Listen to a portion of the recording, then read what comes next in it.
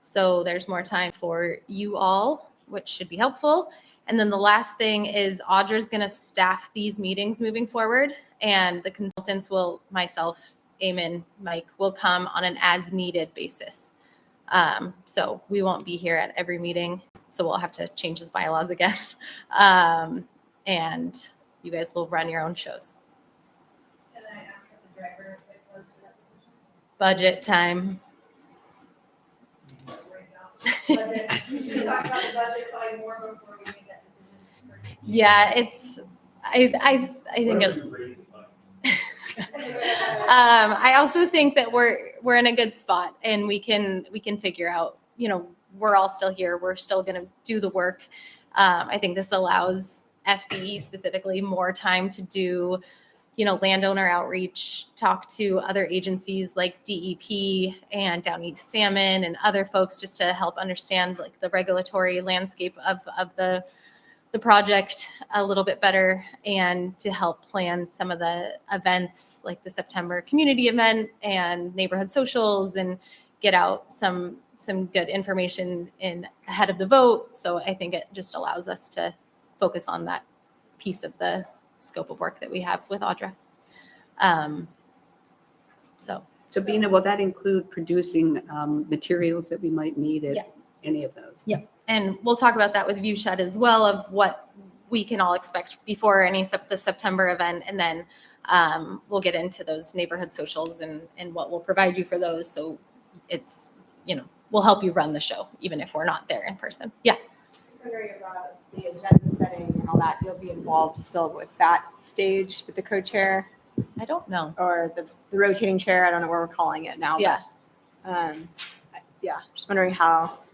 Yeah, I think we'll work on the logistics of that a little bit, but I created a plan of what I think could happen every month over the next 9 months or so, and what I think would be helpful. So I'll make sure you guys have that sort of a narrative around this month. We should try and achieve this. So I think that will help with that at least. Is there time to talk about that in this meeting today? We'll work plan for. If we get to the project timeline, we saved it for the end just so that we could get to more of the meat of the project or of the meeting today. And then if we get to that, I'll expand on that more for sure. Okay, so that project timeline is including, it's MRCAC timeline really. It's like the okay, yeah, got it. I missed. And so making sure, I know that the November vote came really quick, and it really ended up being like, oh, we have to have everything in by August. And so making sure that we really understand what is that timeline that we need to work toward. It's not June, right? It's really March. And so what can we do between now and March, and how can you guys feel good about the work that you're going to accomplish between now and then? Perfect. Yeah. Okay, other questions about the switch? Okay, first question under new business. What do all of you, the members, need to know? And what do you think we need to discuss, actually have an active discussion about, to move us forward to being able to make a recommendation? And depending on how many people around the table have ideas about that, we might be able to move from the Montgomery Dam, which is where our current focus is, to the larger project as captured in our purpose statement.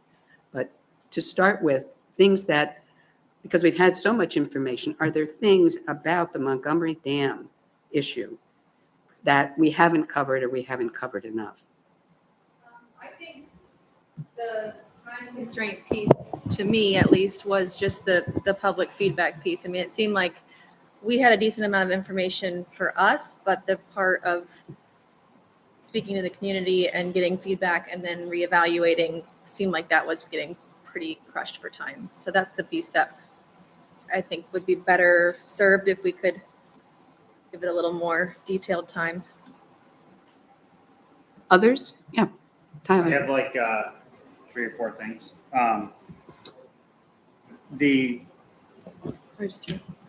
first one was, what does that some of these options look like upstream a little bit? We do have some abutters to the current pool that would be located more between Route 1 and probably 105, so past the Route 1 bridge. And what does that section look like?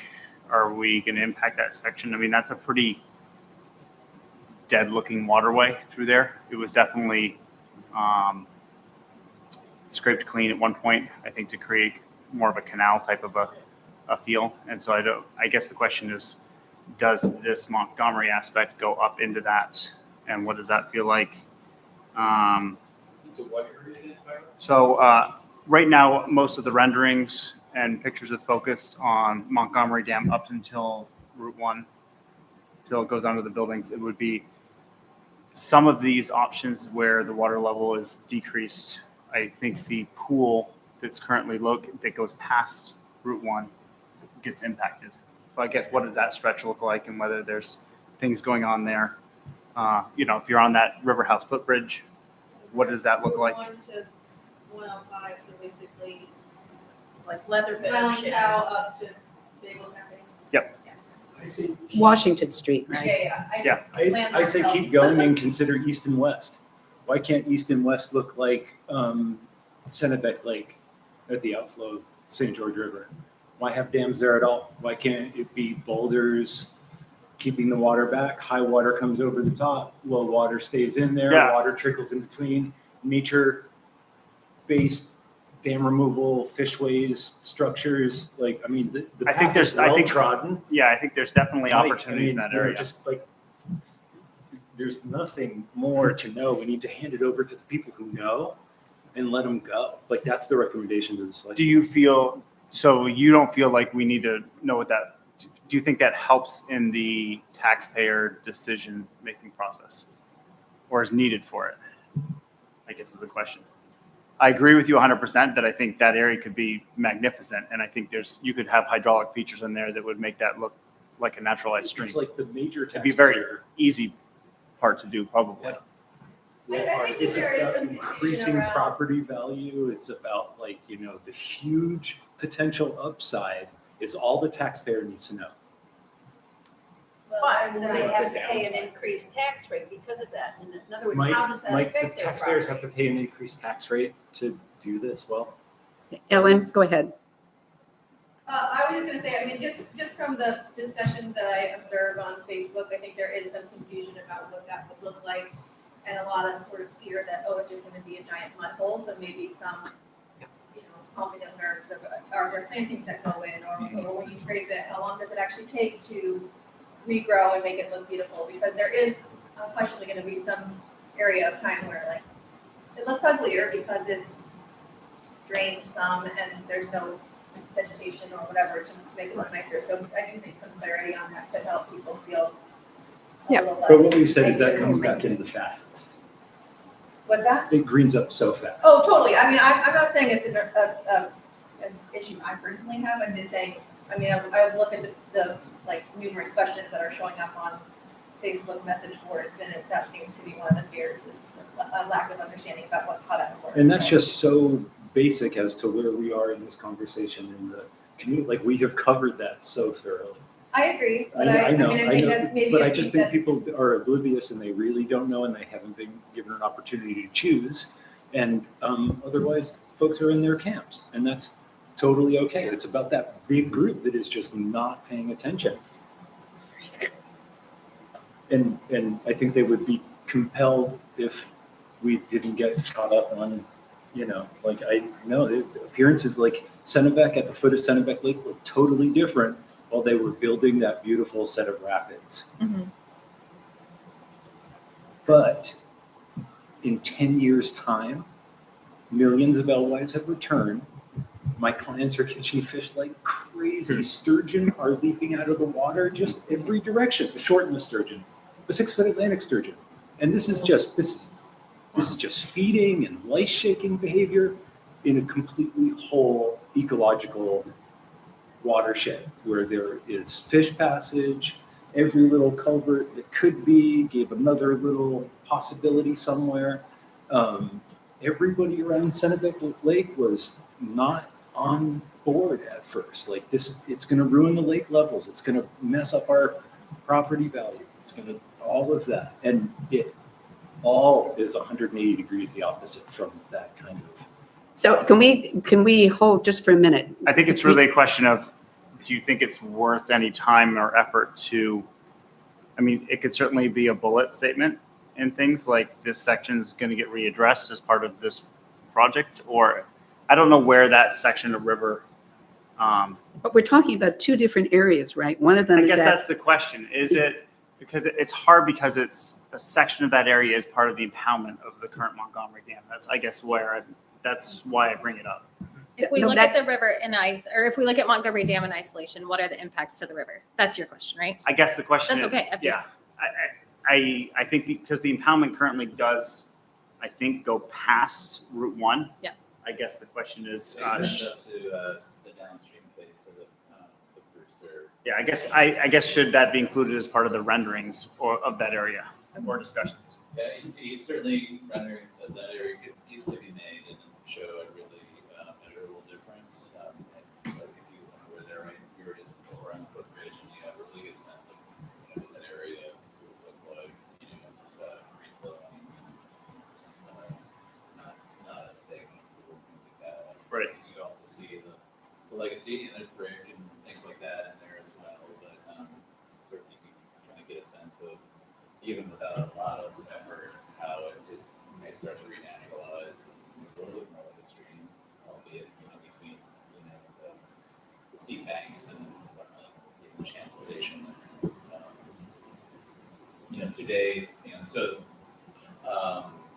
and then anticipating if you did nothing other than lower the water level to allow that more free flowing condition, you can certainly render out a condition in 5 or 10 years, like if you did no additional habitat enhancement there could also be. Can you turn on your mic? Yeah, we've got a request from other people from other meetings as well to make sure that we're using the microphones when we speak, because people really do try to participate via, I'm using my outdoor voice. People do try to participate via Zoom, and if we can't really hear it in the PA system, people probably can't hear it online. So sorry to be interrupting. That's no problem. I didn't actually know anything about the mics, so but I did notice there was a red light when you mentioned that. So that's the button. Yeah, just real quick recap. What I was saying is that so the condition with the water levels lowered is observable right now because the impoundment's drawn down for the building assessment that's ongoing today and tomorrow. So even just with lowering the water level, you can see a marked change in the conditions in the stream. And also you see the signs of, brick and, all that kind of things as well. If you did nothing, there would be a certain degree of naturalization that would just occur in that reach. And both what it looks like, on day one after a project or 10 years in the future could easily be rendered. And then you could also talk about additional habitat enhancements that could be done within the constraints of that, couple 100 feet. To date, we haven't really integrated additional or incremental habitat enhancements in that area because it's such a short stretch and pretty constrained. But you could certainly do more thinking there, Tyler. Tyler, when you asked the question, are you talking just about that one area? And if Mike was going to produce or work with, Amen. yes, Eamon, to produce more renderings, is it for just one scenario or is it for all three? I think if you're doing, I think one of them's a known. I think one of them is a known condition right now. A baseline, do nothing to that area would probably be that first baseline option. I think the other two would probably, it's hard when you may need to go back and look at some of I don't know how much that impoundment's affected, if it's just the couple foot drop versus all the way. I don't know. I just think it may be a missing piece for some people that are looking from the footbridge and trying to understand what the impact is from that side visually. I mean, we've been very focused on the other side and the waterfalls and the rocks, but there are folks that utilize that stretch of the river. from a And also aesthetic standpoint. further up. I mean, as you go up to the next two impoundments. I think it's a little tricky because I guess I was trying to just address the impoundment affected by the Montgomery Dam, as opposed to trying to, I realize there's some missing stitching and we're trying to like compartmentalize each one of these hydraulic structures they're all interconnected obviously, but I think it gets a little tricky if you start to trickle upstream. Okay. I do have a couple other ones. Yep, go Sorry. ahead. I think it's important, and we discussed this before, and I think, Mike, you were going to put something together and I realize it's very difficult to put your hand around it, but understanding what type of financial assistance we could achieve. And I realize the best you can probably do is use comparable situations in other locations because I mean, there's a lot of taxpayers that are going to be looking strictly at that bottom line. And it's a big difference between if I can get 50% of the project funded, if I can get 90%, if I can get 100, if I can get 10%, those are really going to impact things. And I realize that you're not committed to anything at this point and you can't, but I think it's really important for taxpayers to understand that.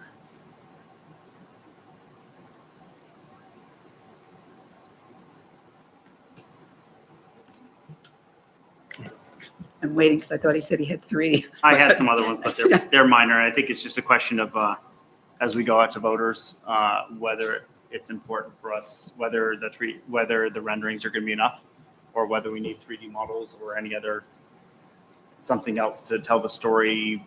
I think some people can look at plan view things very easily. Some people can look at photo renderings very easily. It's just a question of, in the past, when you've done these projects and need to make sure that you're portraying accurately to the public, what degree of fidelity do you feel like you need? Yeah, I also think somehow we should include in, what we need to know is what is going to be the impact of the second and third options, partial removal or full removal, on the businesses that are right there. Smiling Cow, Camden Deli, whatever. Are you saying like from a construction standpoint timeline? Well, or construction standpoint, basically, their support system and everything for their buildings. And how are our decisions going to affect those business owners and their businesses, short-term and long-term? Now, you're thinking in part about once the work is done, whatever change results, what impact would that have on That's a big businesses? one, but then also, if there are some of the options where there's going to be any blasting or everything, how that would affect those businesses. Yeah. I'm going to It go back seems, to, it seems like 3 points that Ray has made. One is sort of temporary impacts, during the process of construction, long-term impacts, but probably more business related, both plus and minus probably, and then structural components, both during construction and then long-term. So yeah. Does that? There's no confusion on the point that you restore fish and business goes up. So they will just sell more stuff and be more successful and have more sustainable business if there's a run of fish. It will just be, honestly, as grand as it is, and Camden's grand. I'm not unaware of the fact that if we just turn east and west into what Sunnybeck Lake has, there's a lot of mechanics that I don't get. And we're not going to relocate Molyneux Road. It's not like we're going to stack up boulders because it is a high hazard area where it has to drain a lot of water off steep topography fast. Yep.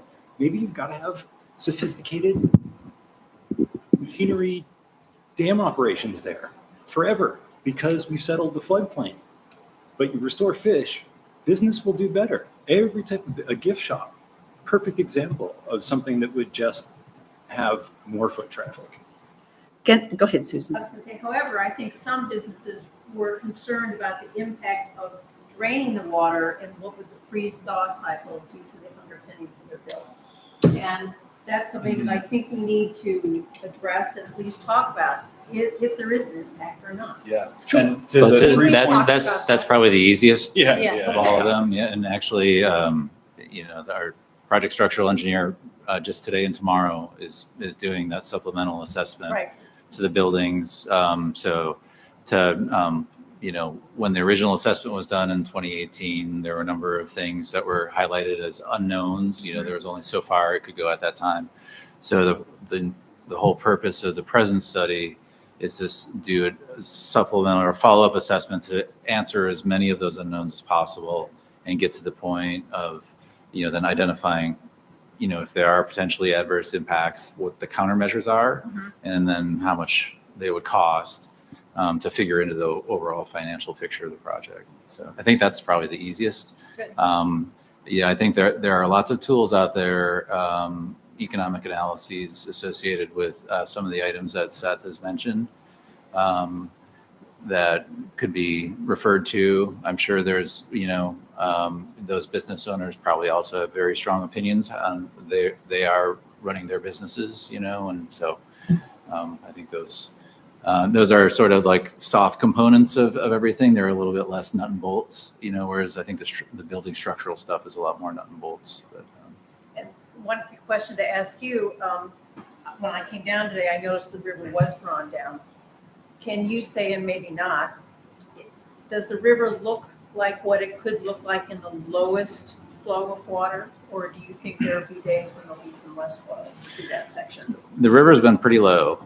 You know, Okay. it's been a pretty dry summer, so it's probably a decent baseline. Okay. You know, there's always extremes. You know, we did get some rain over the weekend and some things like that. But Maybe taking a picture of what it looks like drawn down in that other section would be a good thing to do. At least to say, this is what we think it could look like with the river drawn down.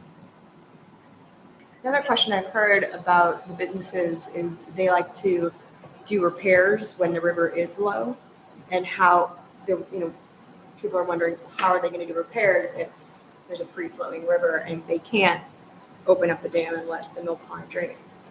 Is that being addressed, Mike? Or is that come up, or is that just something I'm hearing through the grapevine? Could you say that again really quickly? Yeah. Sorry. The businesses that are right at the mill pond, they tend to do repairs on their buildings when they need to do repairs on their buildings. Thank you, will ask for the mill pond to be drawn down and the spillway opened. And so how would they do repairs on their buildings if they can't do that anymore, if there's a free flowing river instead? Is that something that's being looked Well, at, or? Yeah, it would be easier. Be easier? Because, I mean, it There's would be a less- more perpetual condition similar to what they're going for when they drain the impoundment down. So that would be Okay. available to them all the time. I see. So the mill pond makes it more difficult to Yeah. do. Okay. Yeah, so when they ask, they're wanting to lower the water level so that they can lower, you know, ladders under there and set Yeah. up equipment and things. And so, the water levels would be lower under certain scenarios, you know, but the option 2 and 3 would result in lower water levels. And so that would be an overall net, at least in terms of access to get to the underside of their buildings. Those 2 options would have net positive benefits from that angle. And I've also heard it say that the DOT, you know, has also expressed that, you know, they also access under the Main Street Bridge, you know, when the impoundment's drawn down as well. So. Yeah. Thanks. I'd like to pick up on, you just barely mentioned it, Tyler, having a model. And that's something we've talked about over time. And I thought we'd agreed, or at least there was a positive reaction to it, that we should have a 3D model of some kind, particularly one that would show what it would be like in high, medium, and low water. It was being worked on. Yeah, And we is had it a still? meeting with the Soil and Water District and the school, and we had another meeting, and then they were going to, there's just been a stall and nobody took ownership of it. I know that we kind of talked about having Viewshed pick that up, but we got to figure out how to. But that is something you could do. Oh, yeah. So we've also seen a little bit of your model, but Yeah, the ability to model is definitely there. We have the information. It's a lot of time. Also, like the renderings we're talking about, I think all of this comes around to, do we have the time and the budget? Not to get into that now, but what serves the project and serves the public conversation should be what we do, and absolutely can model. But it might be a really expensive task. So Well, we or gotta- something that would be easier for people who aren't engineers or oriented toward 2x2 things, flat Right. paper.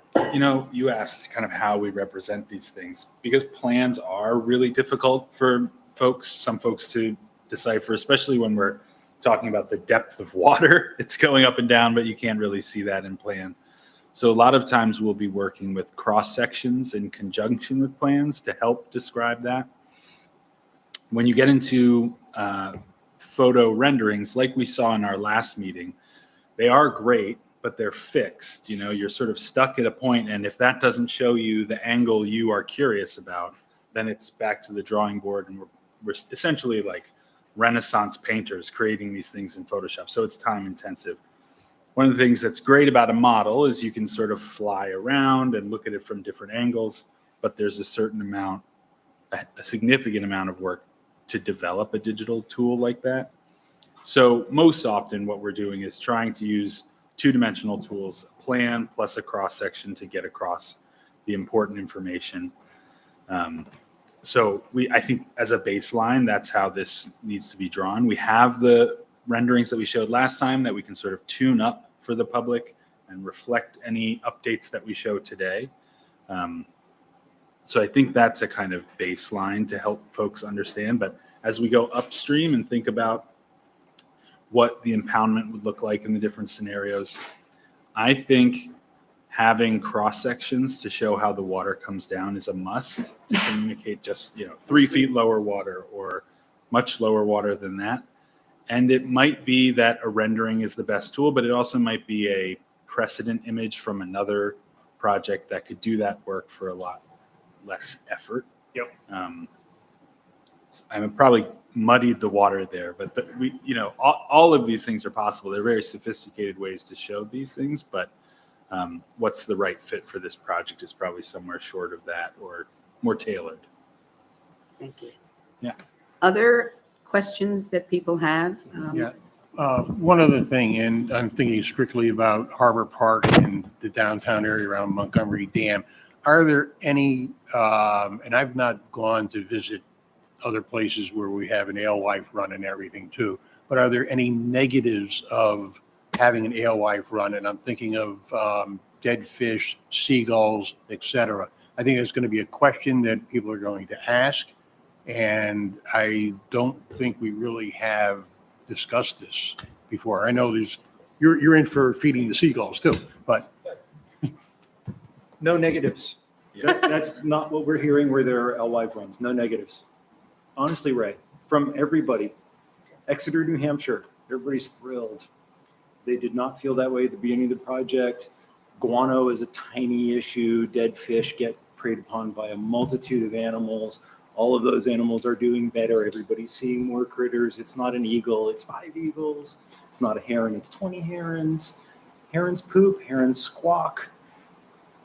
There is bird splatter all over every town. That is important stuff.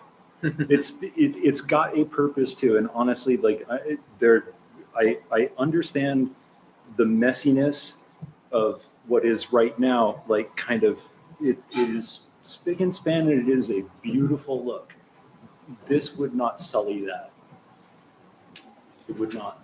Right, that we had 4 or 5 projects that we looked at, and none of them mentioned any of the negative things, but they were trying to show, obviously, the positive parts of it. But that And- was a question that was asked at No, the round right, table. no, exactly. And so it might be worth a follow-up with 1 or 2 or 3 of those to find out, in all honesty, have you had any complaints?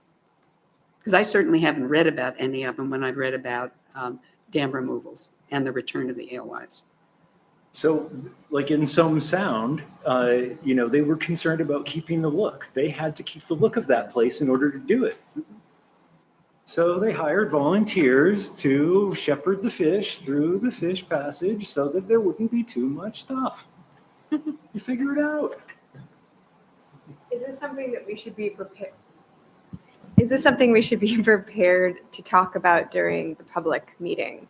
Yeah, And have we'll- like a slide on, these are the negatives and talk about it. I agree. I think people really want to know that stuff. I've heard people wondering about having too many fish in the harbor and how that's going to impact the boats. And I mean, people are worried about this. And I for don't even sure. know if it's always negatives. It's just, it's different than Yeah. what your current Exactly. condition is. So I Yes. think it's good to understand what those changes look like. Are you going to have more herons down there? Yeah, probably. Are you going to have more cormorants? Yeah, you're going to have. So it's good to understand what some of those changes are. And it's interesting to see, like when you go to Dambriscotta Mills, they have taken measures there to try to limit, they have certain parts covered in nets to try to limit predatory birds from going into those areas. And I'm not sure if that's because they're trying to protect the numbers of alewives or if it's done in an effort to try to minimize seagulls potentially in that area where they're trying to allow the public to view it. Like, it'd be interesting to understand. I think there's a difference in if it's a herring run versus harvesting fish. I mean, when you're harvesting fish, the amount of birds that are coming in is significantly more than if they're just naturally running. So where they're with Dambriscotta, where they're going through really tiny passageways and it's more of a harvesting situation, that has a bigger draw than. But I think one of our options was a semi-engineered structure. Totally, I know. I'm just For saying the- when you just have natural, like higher levels of fish in the ocean, you don't suddenly just have seagulls everywhere. I mean, it's more the easy opportunity of them being, I mean, like having worked on lots of fishing boats, it's like, yeah, there's a million eagles on a boat when you have a boat full of dead fish. Yeah. But lobstermen in Camden could set a weir and catch alewives right on the grounding basin beach and support their fishery with 0 food miles bait. So we don't want to rule out a harvest. That could be No, I'm part just of it, saying you that know there's what a I mean? different- And that- yeah, a and so difference I've in- heard that, and it's like, that was at a harvest place, so don't worry about it. We won't have that here. We don't know. And I just want to say to everybody who's like, what does it look like when there are tons of fish and our boat's going to be affecting that sort of thing? You don't have a choice, I'm afraid. The Penobscot is doing its work. The Kennebec is doing its work. The St. George is doing its work. All these watersheds around us are doing our work. There are pogies back everywhere in the harbors because everybody's done their part for the alewife, which has boosted the entire ecosystem of the Gulf of Maine. So now there are menhaden everywhere you go in Penobscot Bay and much, much further. And thank goodness they're back. Lifeblood of the ocean, whale food, whales inshore, tuna inshore. It's happening anyway. The Camden is going to be jam-packed with alewives, hopefully, for long, long into this rapid climate change future. And eventually they'll get a small run established just by birds dropping them upstream. There will be so many fish. The duck trap is only going one way. They'll figure out the passy up in Belfast soon. But it's going up for the fish in the short term. And that's just like, we're going to interact with them whether we do our part or not. But I think, Courtney, to answer your question, I think you have to be able to answer that. You have to be able to answer Yeah. the public about That's why I brought what it up. changes look like more than just an infrastructure changes. It's like, Yeah. if this is successful going the path that we think it's going to go, what collateral impacts does that have to the harbor? So like in Boston, there's Yeah. just signage everywhere. Look, in beautiful, clean Boston Harbor now, you see sand eels and you see striped bass and you see crabs and that's how people learn. Yeah, a lot of signage would be cool. Really cool kiosks around a really beautiful fish run are great ways to connect the education with the real experience of being there and participating in it. And I some think- days it's I- just thinking and it's I crappy think and you there can only are- read the kiosk. There's excuse me for interrupting, but I think there is a way, easy way, for one or two of us to get back to some of the people who have had a project like this and ask the question, what structural changes or what problems emerge that you had to solve for. And it might be basically nothing, or it might be one or two, but it would be better than simply supposing if we go to the ground with the people who've actually done that. And we have, was it 4 or 5? 4. And I'm happy to make some of the calls, and I'm sure somebody else would pitch in and make 1 or 2 of the other ones. Is that a sign from above? It's a question that we'll get to at the end of the meeting. I do think it's important to remember that we did have that roundtable and we did have Nathan Fury come. And we have that fish sea run story map on the website. So it might be helpful to have all of you run through that again. I know it's a lot, but our website does have a ton of information. And so remembering what's on there and revisiting some of those FAQs to help answer those questions, I think is something. And to your question of what are the questions that we should just answer up front, that's something that we'll get into about the public meeting. And Lauren's actually started a very beautiful document around, here's some FAQs. This is what we want to make sure that we hit. So this is also feeding into making sure that we hit those things. But let's finish this topic. Other Sorry. questions? Yeah, Ellen. I felt like after our last meeting where we were going over the different scenarios, there was a lot of confusion over the cost of option 1. Seemed like some people felt like it should be $0. Some people were really alarmed by the number that was there. So I feel like a better breakdown on what current maintenance and repair looks like. Because again, that's another thing I just keep seeing a lot of rumblings about, like how could it possibly cost all that much money when it's just staying the same? Seems like there's just some confusion on what are those projects, what are their price tags. And then the other thing is something I keep hearing also in town is the removal of Montgomery Dam somehow lowering the level of the lake. And I know that we have lots of information that supports that's not the case, but that still seems to be showing up. One that I've heard is that the lake would go down because there is a water flow requirement for the river below. I think there's confusion on if you have to keep, I think it's more the water flow through the east and west dams, but I think it's confusing people that if you were to lower the water below, then you would have to lower the lake to maintain that. And I know that is not the case, but it's something that I keep fielding as a question. So it may need to be broken down a little bit more layman's terms for people to understand it. It would be helpful to understand what they mean by lower, whether it's height or volume. Yeah, I mean, I think that there is some opinion that if you, like, you know, the people who are more on the little coves of the lake will at some point just have no water in front of them. Mud flats. Yeah, and so it's calming that. Yeah, I mean, That I think perception it's a classic thing that you hear, like somehow a dam that's downstream of another impounded water body. Even you can spend a lot of time, you know, demonstrating with graphics and describing and probably even going to those locations and talking through it directly. There's still sometimes as far away as it is, and it's like six or so structures away. There are like 5 or 6 different structures in between and roads, and you know there's many feet of elevation difference. Sometimes there's still this perception like Montgomery Dam is the plug at the bottom of Megunticook Lake, which is you know, obviously there's nothing there. It's not a nothing thing, but it's nevertheless something that, you know, at some point needs to be effectively communicated to whoever that needs to be communicated to. You know, and again, that might be something that, you know, the watershed, you know, scale model, physical 3D model that just shows, okay, here's Megunticook Lake up here, and here's Montgomery Dam down here. And even if you had 10 feet of water over Montgomery Dam, it's only going to come here, and that it will never make it up to the lake, and, you know, things like that. There's some very, really basic things that sometimes are stream tables or, you know, 3D models might be helpful. I think there's, and I'm not sure of all the graphical content that's been used to try and explain that, but you know, that could be reviewed, I suppose, as well. But the science is clear.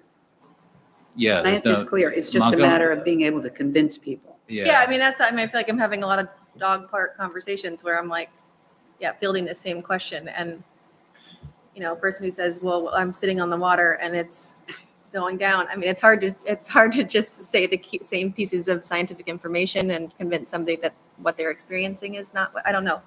Maybe, there may be some really hot, like very high level items such as that. Yeah. That whenever we do a public presentation, it might be good to have like a single slide that's like the Megunticook River elevation Does not change. Yeah. The Megunticook Lake elevation does not change. Yeah, I mean, I think With- it does need to be something super basic because it seems Yeah. like it somehow keeps getting lost in these conversations. So East and West End will always be there along with the right. Seabright. Yeah. And they control the lake. Yes, the lake does change in height because they do lower it occasionally to put it in docks and boats and things like that, but it will always basically stay the way it is, and the Megunticook Watershed Association helps to regulate. So I do think The Let's- dam being open today, the lake is. Yes. Let's Fortunately, I wasn't at the dog so park we at know the the right time. answers to a lot of these questions, which is good, but let's make sure that we're getting all the questions, Yeah, what the point of this was to find out what you all, having been exposed directly to so much information, what you all still thought it was important to know for your own decision-making. Mm. And a later question will be for people who look at Facebook. In preparation for the public meeting, I think it's important that we have, whether it's a list like Tyler was saying, or in some other way, being aware of what the most frequently asked questions or concerns are. And I don't know the best way to do that, but that's equally important. But for now, because the consultants are leaving, it seems to me we have to get more into the driver's seat and figure out, we're the ones who have to come up with a recommendation. So we need to know what your questions are, and then figure out how to get them answered. So one last question. Is there anybody who hasn't asked their question or questions? I have one about the high hazard dams, but that's further down the road. I'd like to have more information about the current state of, as well as the finances around it, but the current state of those dams. Yeah, Rick. I apologize for asking you to rehash something that clearly took place before I got here. I need a judge's ruling on this. The consultant is leaving. Yeah, there was an announcement. Not leaving totally, stepping back from meeting, Our monthly meetings. the monthly meetings. But there's still a resource for other activities like the public engagement. A resource for us. Yes. I guess that's one of the questions I have is how did those become planned without, I mean, it seems like you've been sort of the driver of this bus for quite a while, so I feel like we're starting to drive blind a little bit. So taking on some of those, you're really things good that- drivers. well, maybe all of us collectively.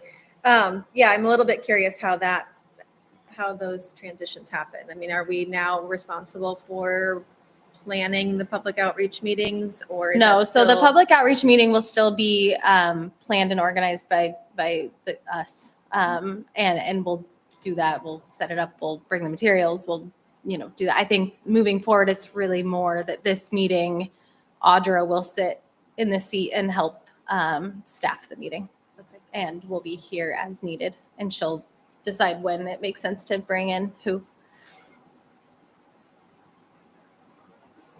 Okay. Okay, One other yeah, I have one other thing that is kind of, we've danced around it a little bit, and it may, I don't know if it affects people's decision in this group on this, but there's been a lot of reference to the flooding upstream of Montgomery Dam, getting affected by Montgomery Dam. And, I've seen some numbers, I think when Interfluke did their study, it just does not seem like a big bullet point for me that all of a sudden you fixed all the flooding issues. It seemed like whether the dam was there or not there, the upstream effects only go up like 600 feet, like max. And that's whether the dam's there or not there. Right. It doesn't affect flooding up at the fire station. But it's been a bullet point that I think has been used by groups for and against it. And I don't, because There's you a lot of mentioned that, gray Mike, area. didn't you cover that in one or both of those reports? Yeah, and I think, I think that discussion starts with what actually is a flood, Right. because like what is a flood, Yeah. varies to different people, like it's one thing to FEMA, Sure. and, to a point of what you're saying about the fire station, that's a really important aspect of FEMA definition of flooding, because the fire station is in the FEMA floodplain and that is issues for the public safety building. But, if the storage unit of the Smiling Cow is getting underwater, is that a flood? Right. So I think the effect, you're definitely right. The hydraulic effect of Montgomery Dam doesn't extend any, to the Brewster building essentially. Right. Whether it's there or not. Its hydraulic effect will not extend to the Brewster building if it were not there. And then, the Main Street Bridge is also a hydraulic structure in there, and how that may change in the future may influence things as well. But, so the Montgomery Dam clearly has a hydraulic effect that results in, the bottom of that particular piece of building. It will inundate that part of the building if it's not open during, many rain events. However, the ground floor of the buildings, above Main Street are at least a foot above the FEMA floodplain. Right. So I think it's a matter of degrees, and I don't think you've shown in any studies that whether the dam's there or not there, right now we don't feel like it's at risk for the ground floor of the buildings flooding. The ground floor of the buildings is above the FEMA floodplain. There's that's a purely clear water, estimation. If you add in debris and things like that, all of that, either hanging up on the bridge, hanging up on the dam and whatnot, that all, changes that picture. But in the purest, simplest evaluation, the ground floor of the buildings is above the FEMA floodplain.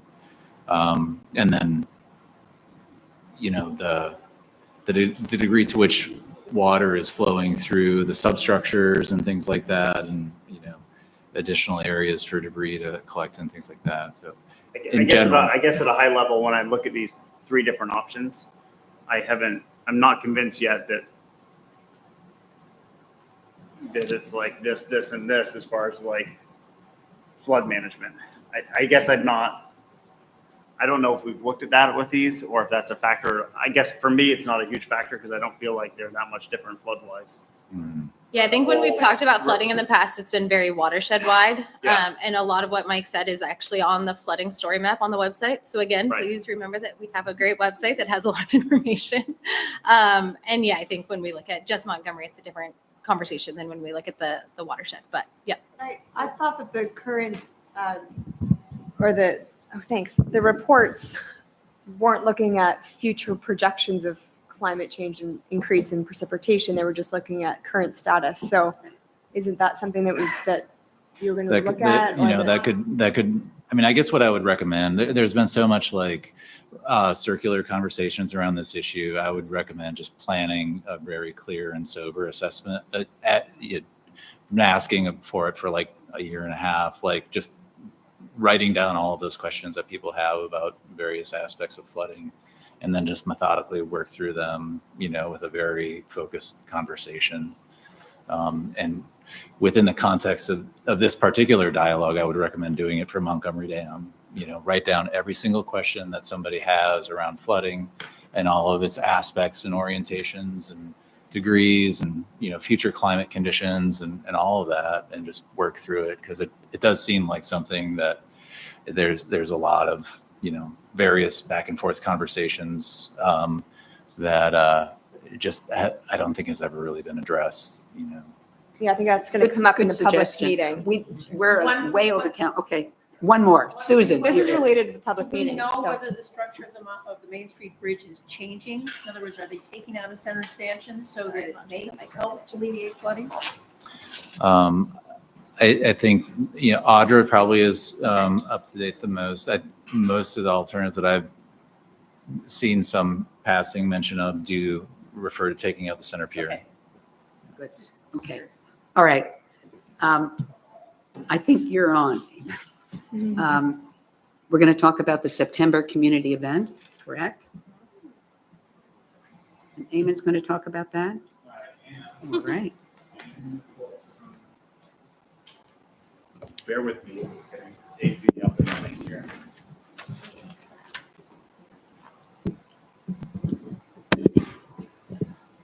Hello, hello. I'm going to move it in the middle because we're both talking. Is there a date for this? Doesn't it say? Are you sharing anything? Or do you have your pulled up? No. Oh, so you'll, Oh, I got it. no, No. how do we share? So we're plugged into the HDMI cable.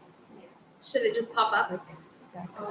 I've been this all day, so barely made it. And then he also joined the Zoom meeting, so he can just share his screen, if that's easier. Either way. Let's just share my screen. Share screen and then they can see it. Oh, No. Now you have to still do share screen. I did. That's what's, Okay. that's what. Sorry, thank you. And you can hide the people too if you want. Hide the people. Hide people.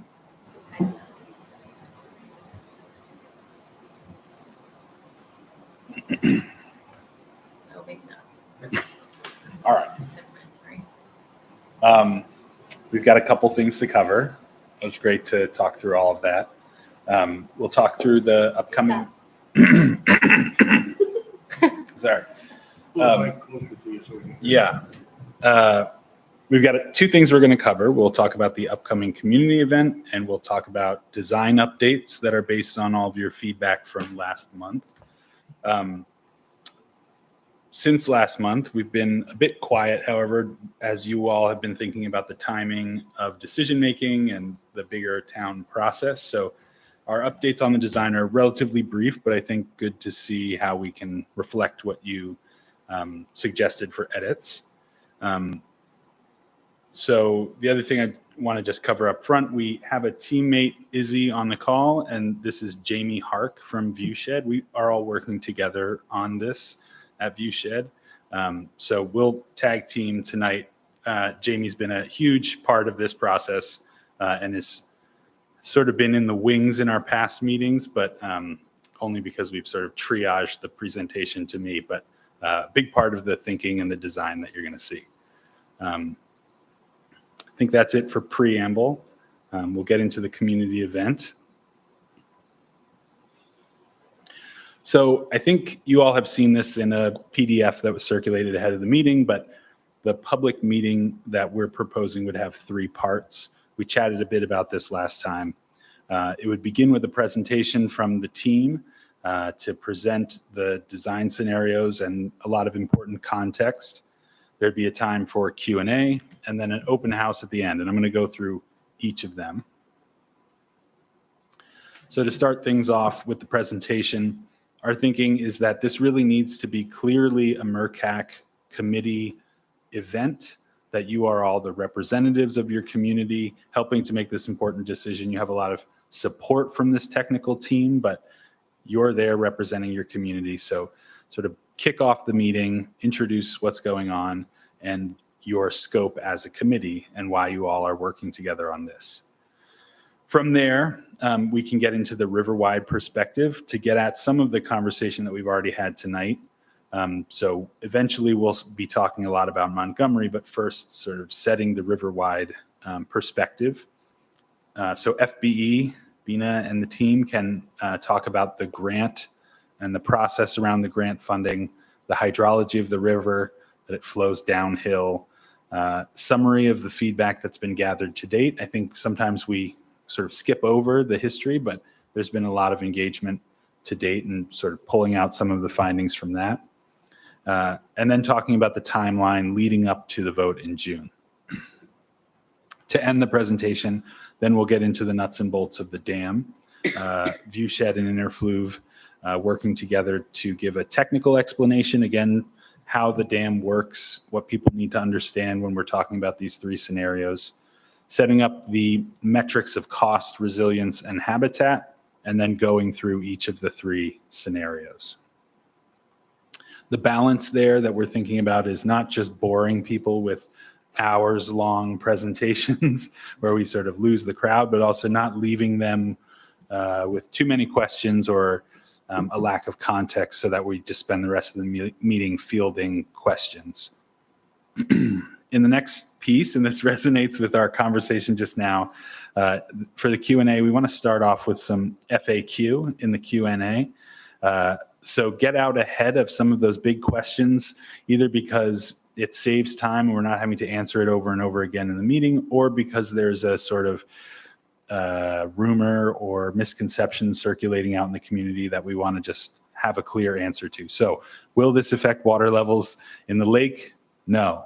Will fish passage introduce invasive species? No. Will private property be taken or modified? Of course not. That's not what this project is. It's the taking of land. Can Camden just do nothing with the dam? We want to answer that question so that we're not spending the whole meeting going around in circles with people's conjecture or things they read on Facebook, but actually answering them with facts.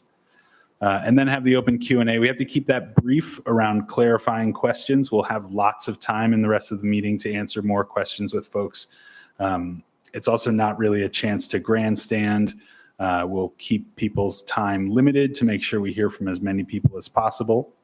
And so that'll be the Q&A. The open house is then the chance for people to move around the space, to look at the information that interests them, to learn more about the design scenarios, and to talk to us more one-on-one. So we kick that off just at the tail end of the presentation by explaining to everybody what they'll find as they make their way around the room. They will have access to 3 information stations, so they can go to one and meet with the folks from FBE to learn about the background of the project, the timeline, the river. They can come to a station with Viewshed to learn about the design scenarios. They can go to another station to interface with Mike's team at Interfluve to talk about the technical aspects of the changes. So those are places people can sort of drift around and get their questions answered. And as they're doing that and sort of absorbing it all, taking it all in, they'll have 3 ways to provide input. The first would be a scorecard, and that's the way we can gather really quantitative feedback on what people like, don't like, what's their preferred scheme. Then we'll have an activity focused on cost to help people sort of cast their vote for where they think costs should be allocated, but also to drive home that there's no free option here, that even a scenario that rebuilds the dam has a real cost. And then comment cards. So they're maybe underwhelming in description, but they're invaluable in what we get back. That's the place for folks to really just speak their mind in their words. Without that, people can feel a little hemmed in by game-like engagement, or start to think it feels game-like if they don't have a way to just speak their mind. So having those 3 is really the focus. Eamon, can I just ask a question? Absolutely. The presentation of the scenarios is going to be just at the station that you mentioned, multiple stations, or are you going to do a full broadcast? Yeah, so in the front end, when we're in this 30-minute presentation, we'll walk through it all. And then there'll be a static version that people can go, Gotcha. Get right up close to it and see what they think. Any other questions? I'm going to show some examples of scorecards, cost counters. So this is an example of a scorecard that we used on a project in Rockport. Jamie and I put this together to gather feedback, in that case on a public park, gather feedback on the types of amenities folks wanted to see in this future renovated park. It's a simple handout. It's about the size of a greeting card, and everybody filled it out, and it gave them a chance to say, for play, what the most important type of playground is for them. And for trails and paths, do they want running paths or do they want nature paths in the woods? For vegetation, they can weigh in on the types or characters of gardens that they want. And when we get back to the office, we can tabulate all of that and here get a very quantitative data point to say, we asked you and you said bike paths are the most important thing, and then cascading down from there where the priorities fall. So this is what we mean when we say scorecard. Another project with a similar activity for a park, asking people about amenities they want. We can also show everything we ask them to offer up for potential park features, ranked from most popular to least popular. So in the case of this project, we have some thoughts. We open it up to you all too, but what might we ask people? I think it'd be very good to say, you've seen 3 scenarios. What's your preferred scenario based on what you've seen tonight? When we come away from that, we'll be able to say, of the 100 people that came out, which scenario was the most popular. And that's very helpful in decision-making. It is, however, it's very coarse. So another thing we want to know is why they liked it. So that same scorecard can go on to ask, briefly, how would you summarize what you like about this option? Because for one person, they might vote for a scheme because of its aesthetic appeal, and their neighbor might vote for the same scheme, but for totally different reasons around cost. And so getting people to tease that out helps us find a middle ground when there is not a clear winner, or things that can be salvaged from a third place, but everybody loved some feature about it. And then conversely, we can ask, on your preferred scenario, was there anything you didn't like that you'd want to change? In a different vein, we can also ask for the merits of all 3 schemes, and folks can write those in, or we can say, which one of these 3 scenarios does the best in terms of the environment, and which does the best in terms of its aesthetics, and which is the best in terms of cost. So that, again, we can get more nuance than just what do you like and what do you not like. I think we should probably pause to discuss a bit. Any strong feelings? You can also think more and let us know later. Even I'm curious, Sorry, go ahead. the last one, maybe because of the way the project has evolved, when I look at the words resilience and environment, what are the distinguishing features between those two? Resilience is the word they've heard most often. Yeah, I think as I wrote environment, I was imagining habitat connectivity and the ability for fish migration or fish passage to be connected. But I wouldn't actually advocate for these 4 words or any particular 4 words with that. That would be for us to decide together. So take it with a bit of a grain of salt, but that is what I meant when I wrote it. Yeah. Right now, you have this shown as presenting all 3 options and then giving Q&A on all 3 options. I realize that's probably more time effective, but I guess the question is, do we end up losing? Is it better to present one option and then take Q&A on that, and then present option 2 and take Q&A on that? As far as people who are fresh, or it brings up, the question that Courtney asks brings up another question that I have on that option. Yeah, it's a I think good. you may end up with more questions than you need if you take a break between each one, because some of those questions might be answered by a comparative. I tend to lean that way too, just for time management, get through everything and then answer the questions. And folks might say, I have a question about the first one. Can you bring it back up? Right. Yeah, I think that's usually most efficient. Okay. You also might get really mired in a conversation about option 1 that has so many answers in option 2 that you're trying to kind of keep things moving to that. Sure. We encountered that, I think, when we looked at the options the first time. Yeah, And sure. did Q&A after each Yeah. one. So. Have you ever thought about full dam removal? And you're on option 2. You're like, yeah, we'll get there. Other feedback on this? Eamon, I guess one thing that I was struck by is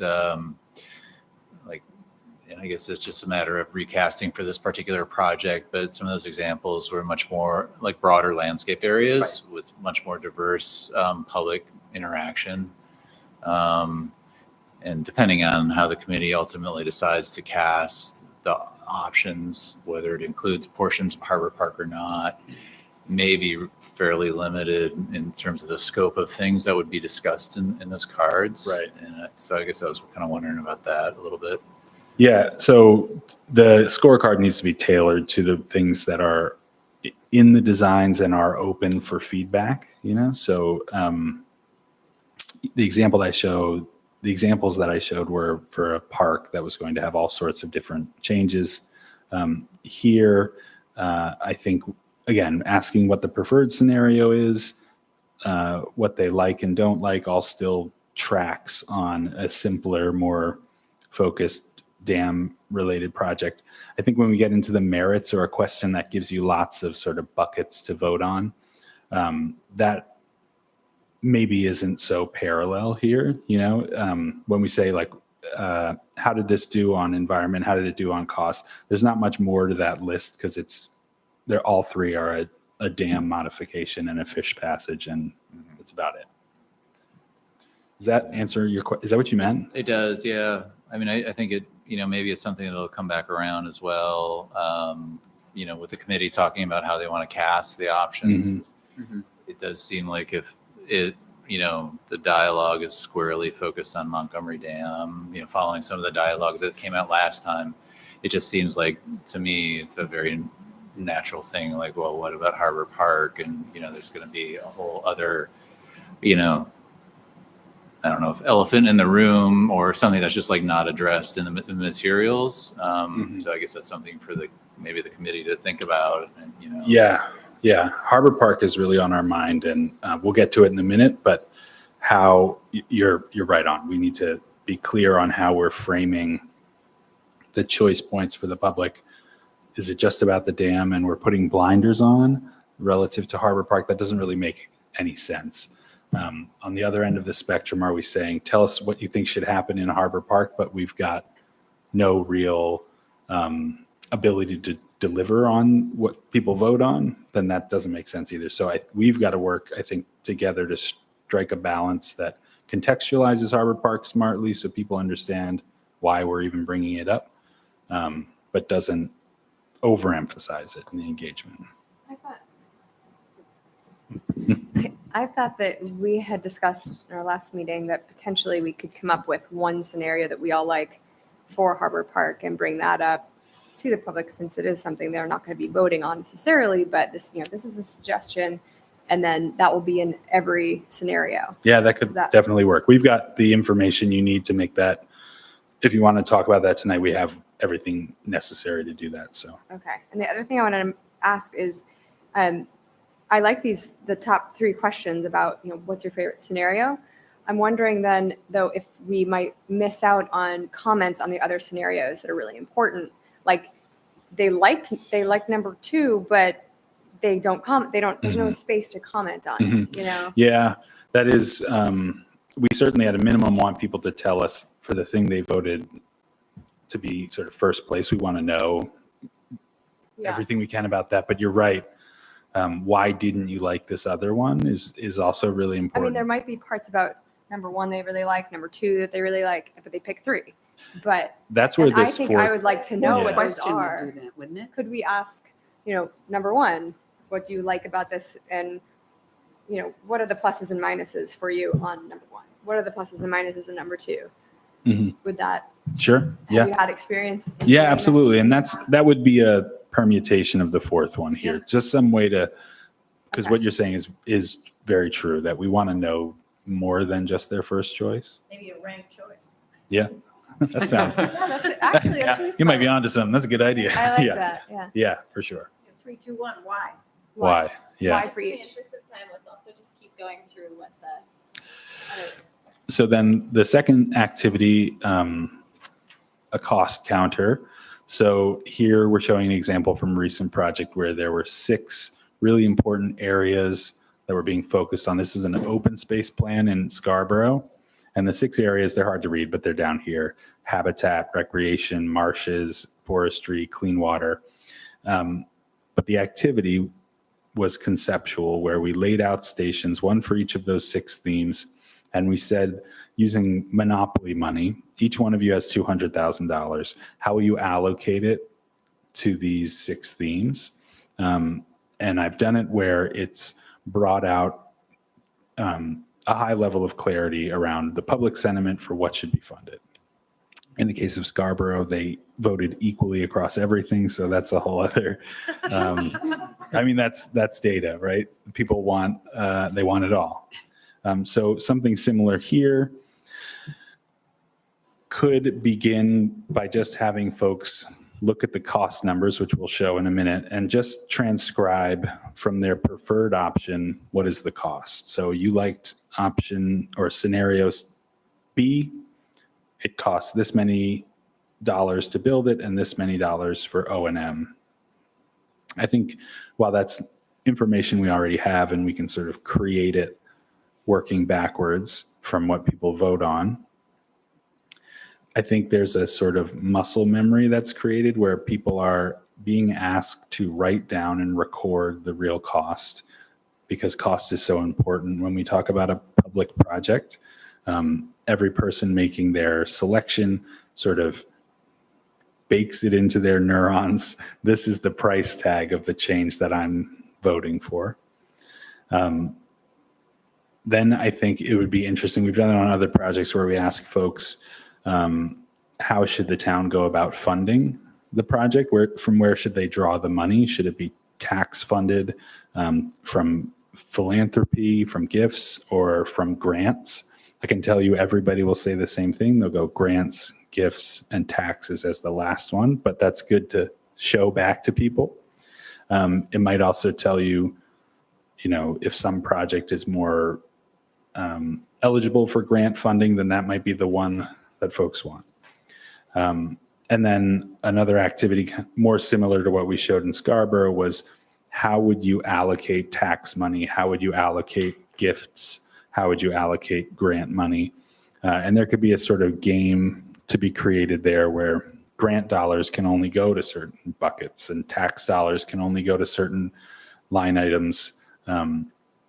So it's got two, or we're putting up two sort of data points that we're looking for. One is just to have everybody kind of own and acknowledge the cost of what they're suggesting, and then getting some takeaway that helps us understand where they think the money should come from and where it should go. Eamon, what's your experience in how long this particular segment takes? Because there's not a whole lot of time for this whole thing. Right. We have 45 minutes for folks to do the scorecard and this, and if they're going to write any comments, to do that too. That should be plenty. I think we'll have people leaving early. Other folks will really rack their brains and they'll stay after, and that's fine, that we don't have to slam the door shut. I think most folks will do the scorecard in 5 or 10 minutes, and this maybe 10 or 15 minutes. Do those filling out the scorecard and the cost Counter? Occur at the same time as the Yeah, each person will get sort of a care package that has their scorecard and their cost counter and a pen and a sticker and a granola bar, and they can make their way around, and they can do them in whichever order they want. Do you recommend that they go to the stations first before filling out their things, or like I wouldn't. Is there guidance to give people No, along those lines? I mean, I think for someone who's dropping in really fresh to the process, that is recommended. But some folks are going to be very familiar and know what they think, especially after the presentations. And I would say they can do that too. It's kind of a choose your own adventure. Have you done this in different size groups? Yeah. You don't know how many people are coming?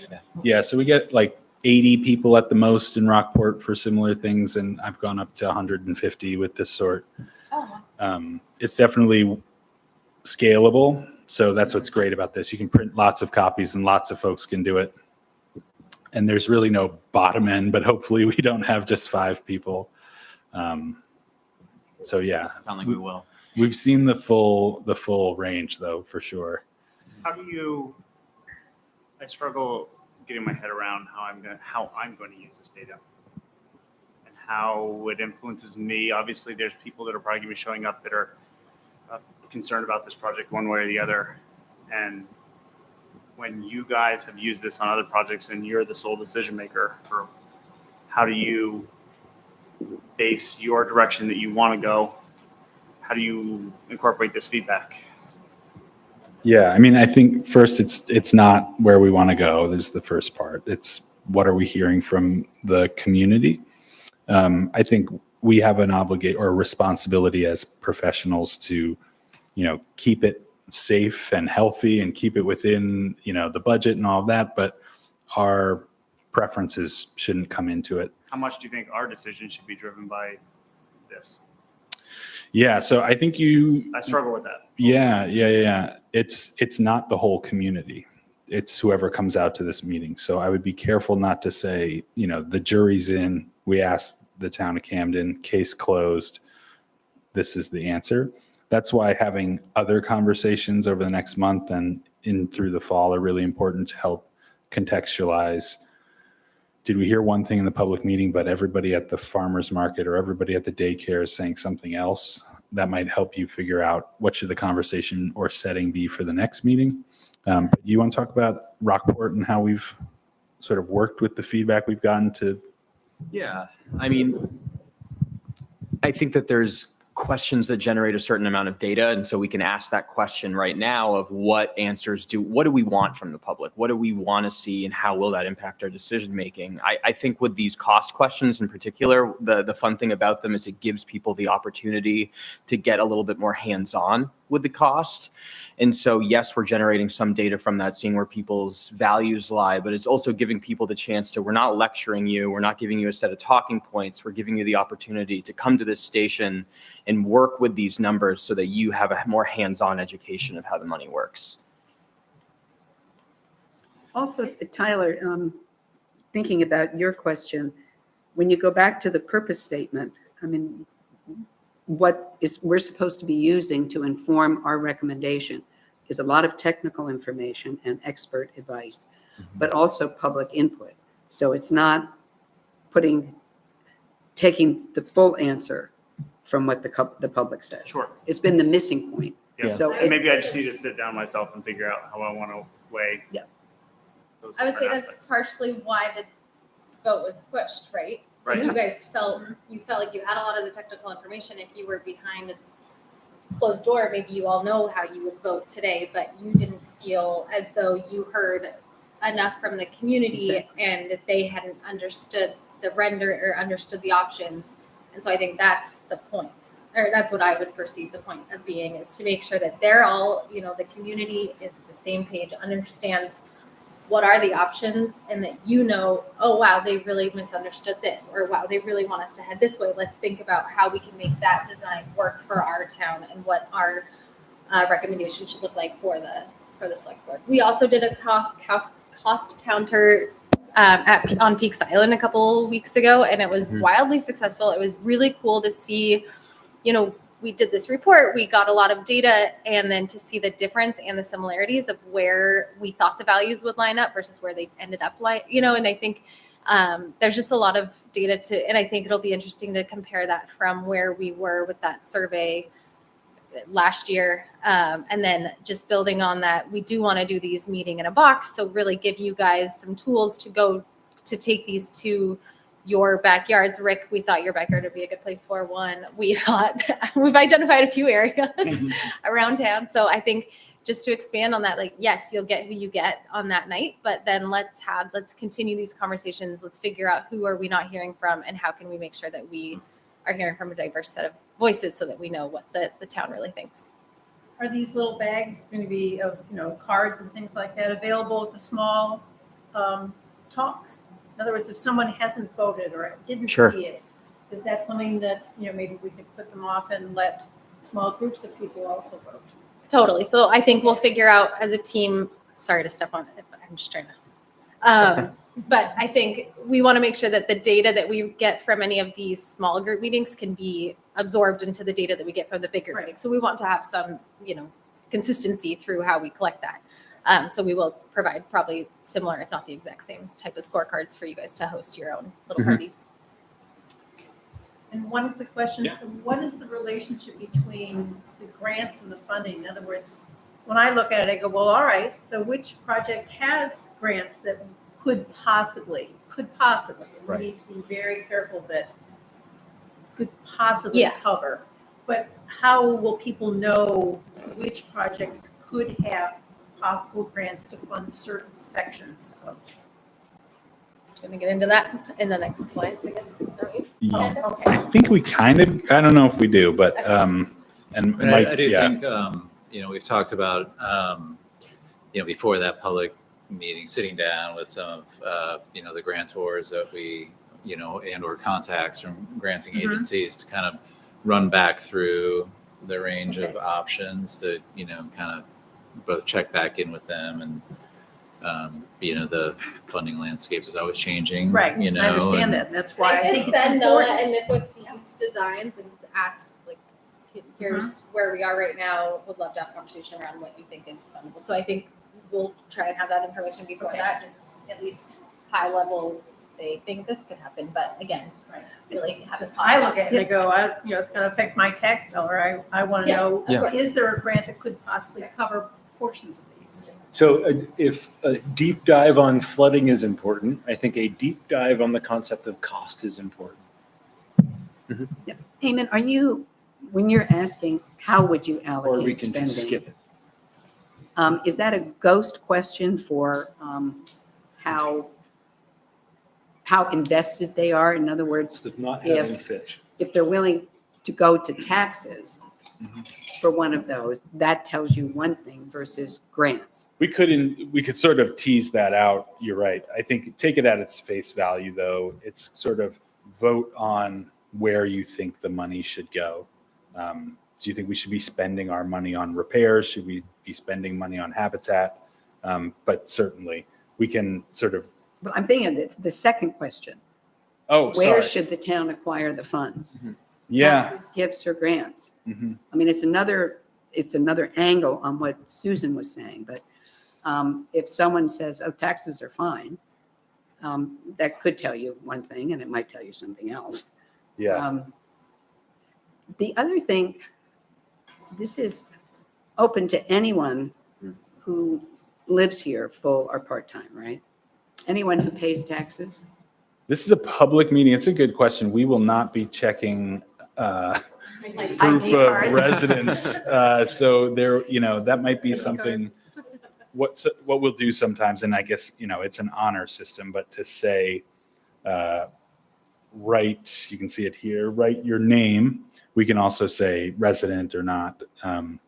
When we do our online surveys, we do that kind of as a baseline because often folks are going I to think it'd be see, important. yeah, you'll see the feedback and go, well, who says who? What if you disagree? Is this everybody from out of town that said that? Yeah, it's a good point. Yeah, or you could ask, like, what part of Camden do you live in? Or, Yeah, and that's what we've done in Rockport. How long have you been living here? How often, what portion of the year you're Where are your here? parents from? Yeah. And I think that ties into one thing that I was thinking about before also, if there's a way, I definitely appreciate, data-driven decision-making. However, that concern was raised early on of, essentially packing the meeting and stuffing the ballot box, so is there a way, I guess, to frame that essentially data collection that, it's sort of a not, de-weaponize it essentially? Yeah, so it's never, a public meeting is not going to be a statistically valid point of feedback. So we would recommend that you sort of take it for what it is in your decision making, that it's a pulse, it's that day. It's really a chance to educate folks and hear back, but it isn't really the decision. The good news is this ultimately will culminate in a vote, which is that it is that chance for everybody to decide. And so this is upstream from that, a chance to educate and hear feedback, but the statistically valid feedback is going to be the vote. Yeah, I guess it comes around to what we've been discussing a little bit. It's kind of the onus is on the committee to evaluate how representative they think that the feedback is.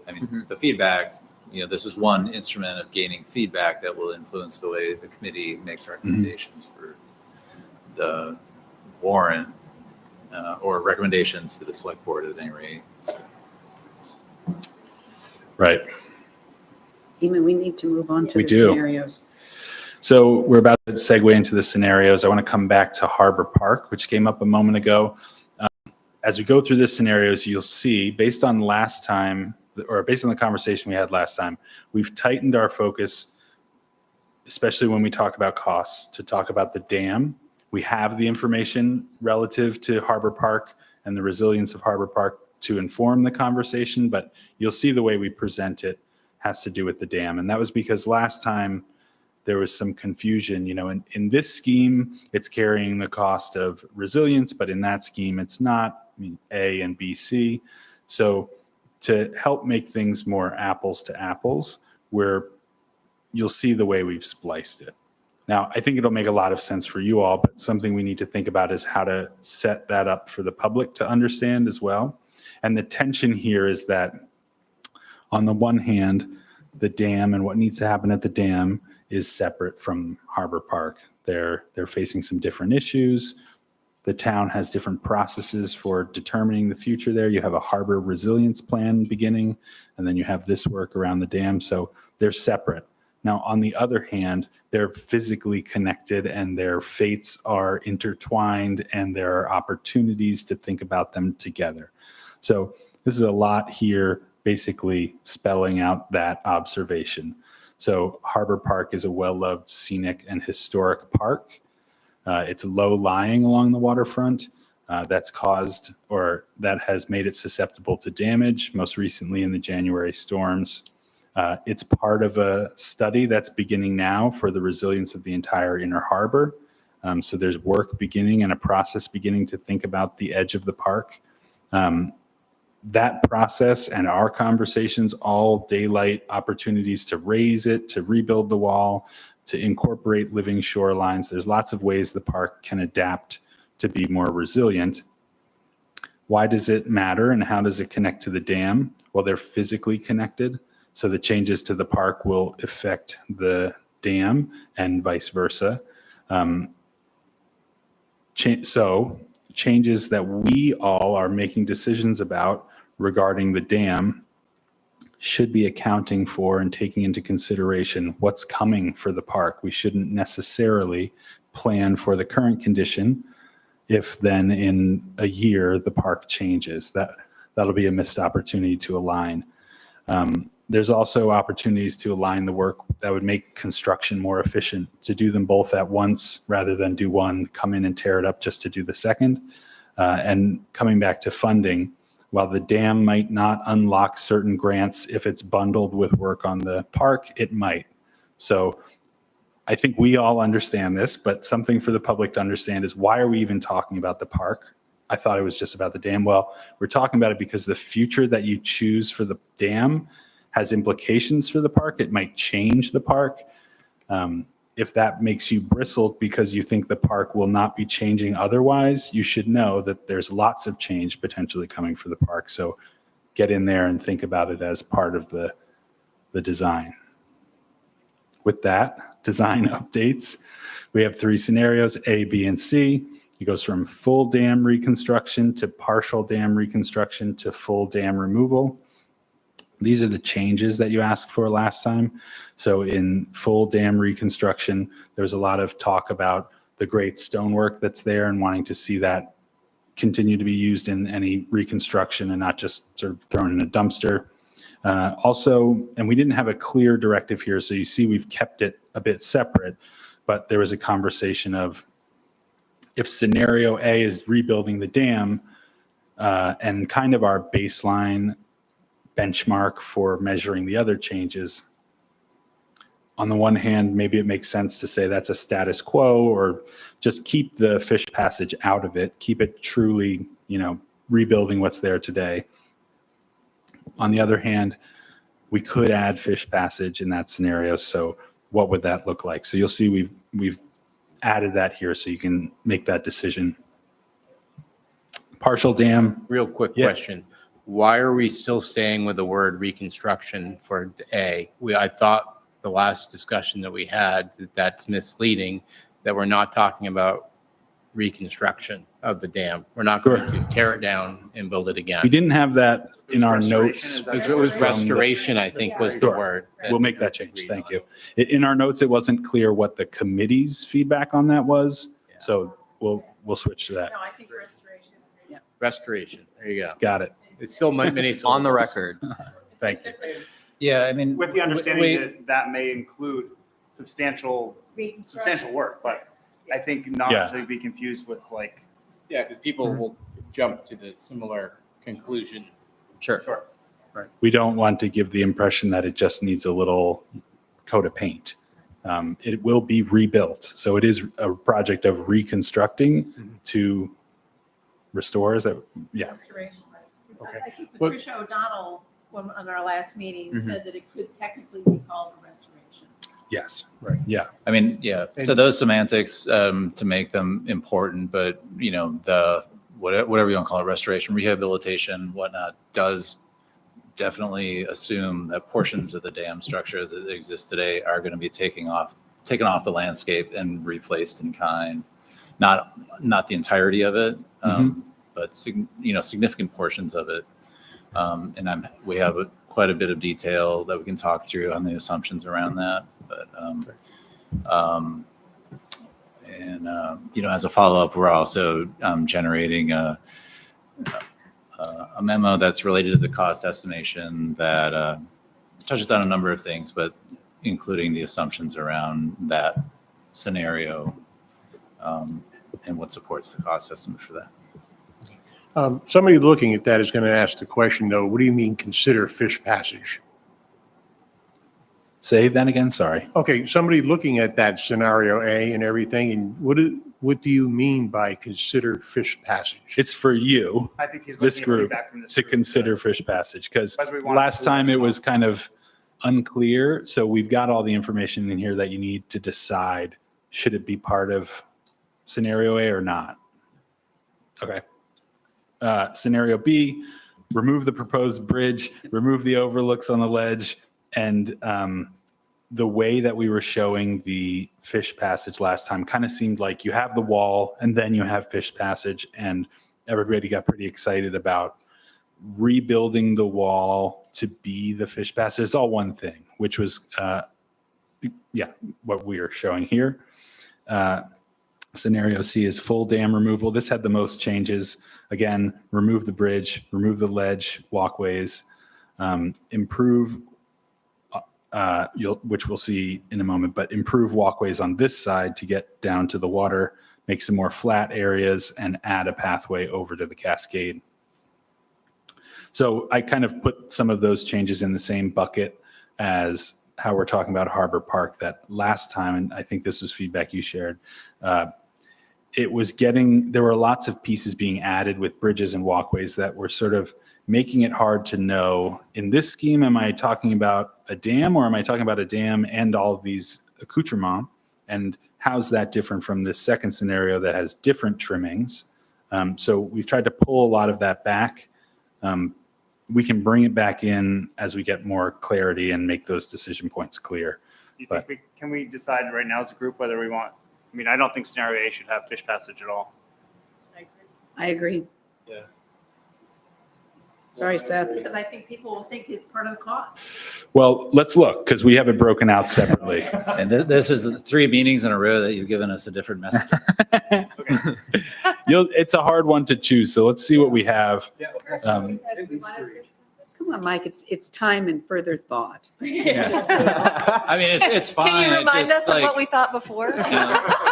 It's just like, Let's keep going through this. If it's helpful, we can come that back it is, and then the next meeting, it's so sure it's not. I don't know. Yeah. watching Ultimately, gray What's hairs. the show. point to go to the public? Yeah. Didn't we actually at do one have point to be talk in about line. it as like an overlay option where you can kind of show it as it's a potential that could be a later discussed thing, but not necessarily in the base of the option? Yeah, I mean, again, I make reference to the sort of cost memo, and we have sort of laid out these things really a la carte in a way, and Eamon's presentation doesn't really get to that level of detail, but you can, to the extent practical with each of these options, sort of add these a la carte things, Yeah. whether it's fish Yeah, passage. so you could say, I picked seawall, option A, but adding if I add this resiliency on, to the it's this many, yeah, okay. So I'm going to skim these because I think it's a review for all of you, but this is current tide levels, 2100 projection, so we have that if we need to come back. This is review from last time. We're going to talk about costs, habitat connectivity, and the resilience of the river. Okay, scenario A, full dam restoration. Jamie, do you want to talk about what folks are seeing here? Yeah, we've gone ahead and added property lines in the specific businesses themselves. We've ghosted in an area where if we are going to have that conversation about potential fish passage location, this is where it would look like. And then just other orientation, existing grounding basin, American Boathouse. This should be a simpler one. Then looking at the cost, this is where you can see in the dark yellow, if that's a thing, this is the reconstruction or restoration of the dam. So it has a capital cost of 1.35 million. And again, there's so much thinking behind this and lots of work that Mike can dig into to show how that cost is developed. But that's 1.35 million capital dollars to fix the dam as it is essentially. And then projecting out over 50 years, the operations and maintenance of that, you get to about $2.3 million for the dam itself. And I would also add, operations, maintenance, and periodic repairs. Right. Yeah, that it's not just a steady drip every year, but every once in a while something breaks that has to be repaired. And then on top of that, if you were to add fish passage, this is the tallest, the most vertical climb of any of the scenarios. So each foot that you go up adds a significant cost.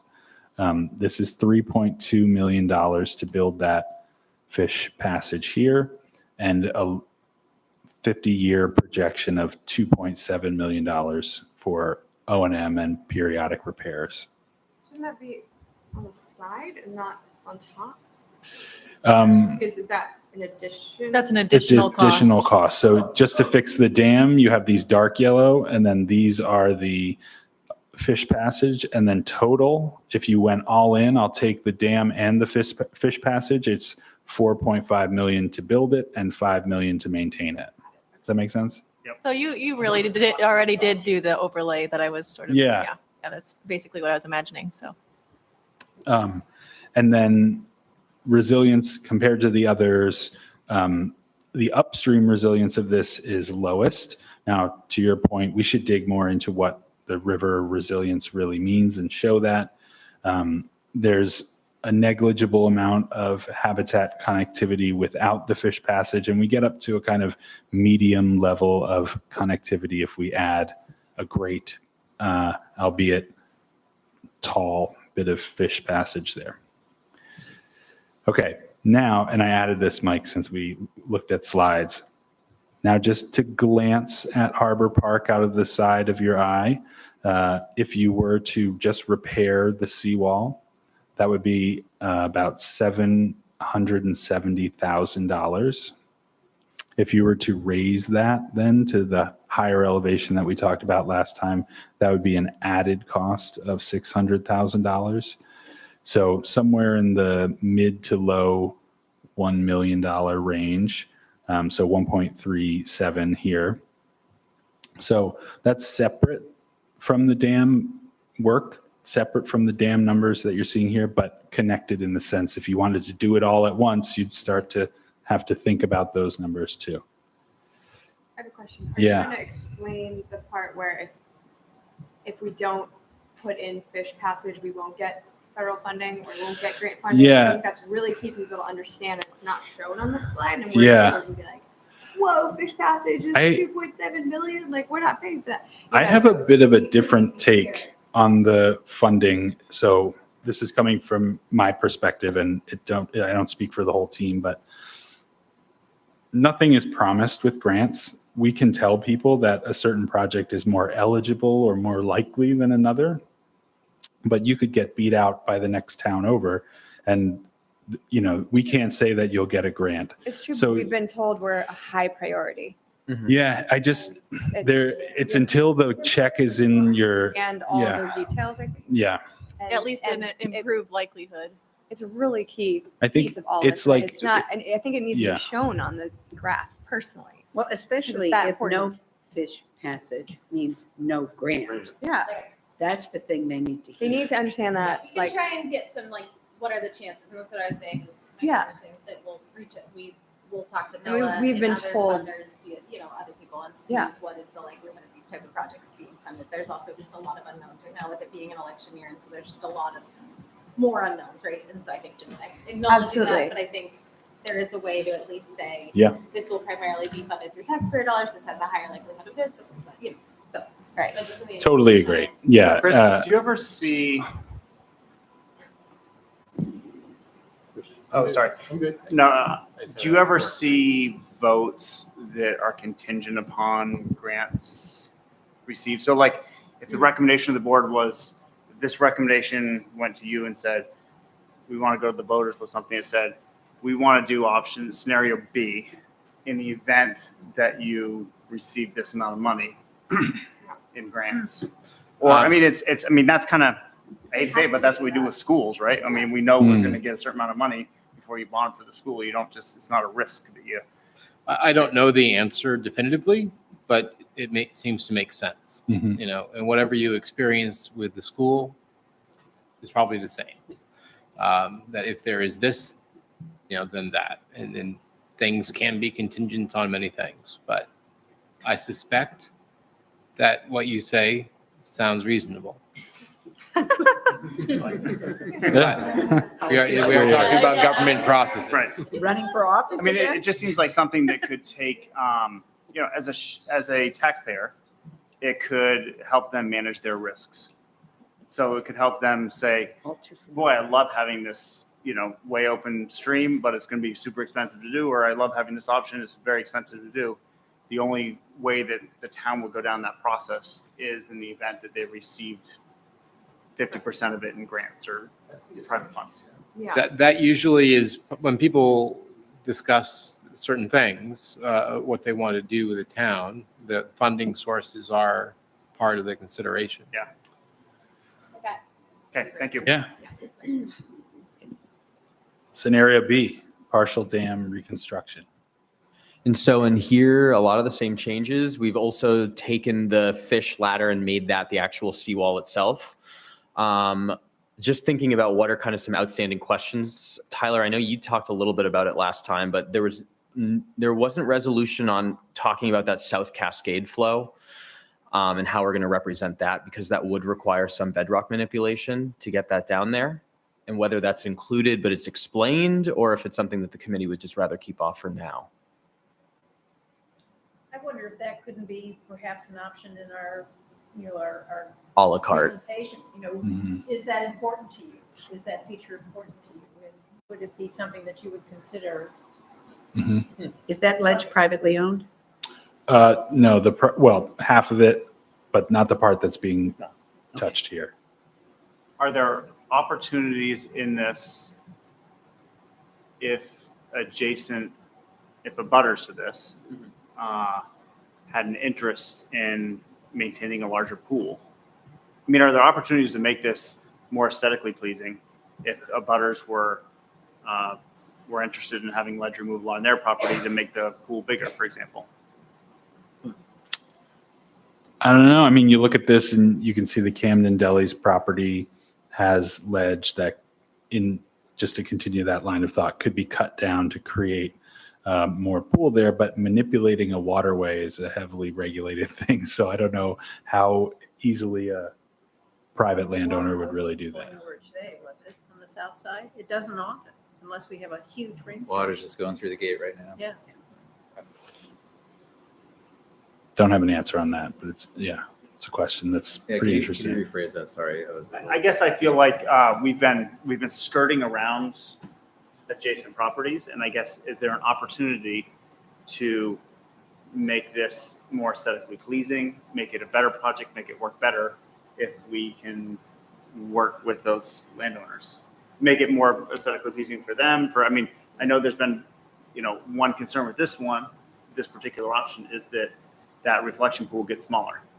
And part of the reason that gets smaller is we've dropped the level, and we can only affect the level on public property. But if you had the ability to affect the ledge removal, for example, on the Camden Deli property to maintain the same pool size, is that an opportunity?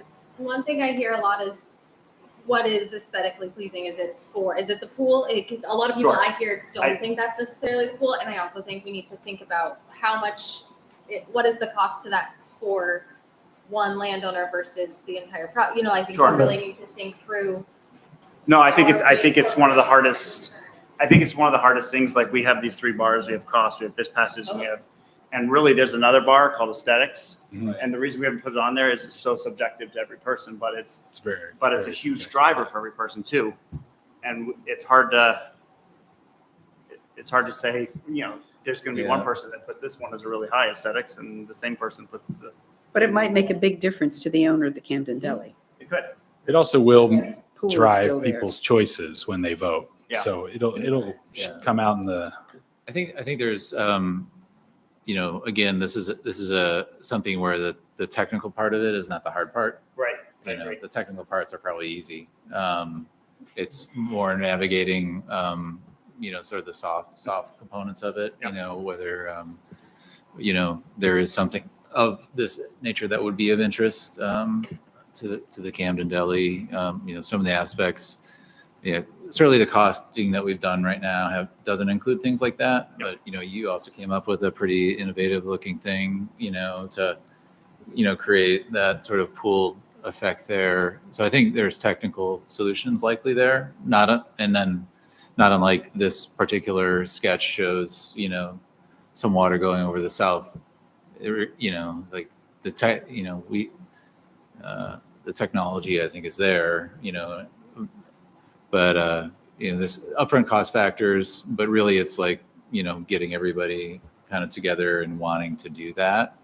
And then depending on what it is, if it is like an activated system, obviously that has long-term, cost factor associated with it. If it's something that could be passive, then long-term costs probably aren't that big of a deal.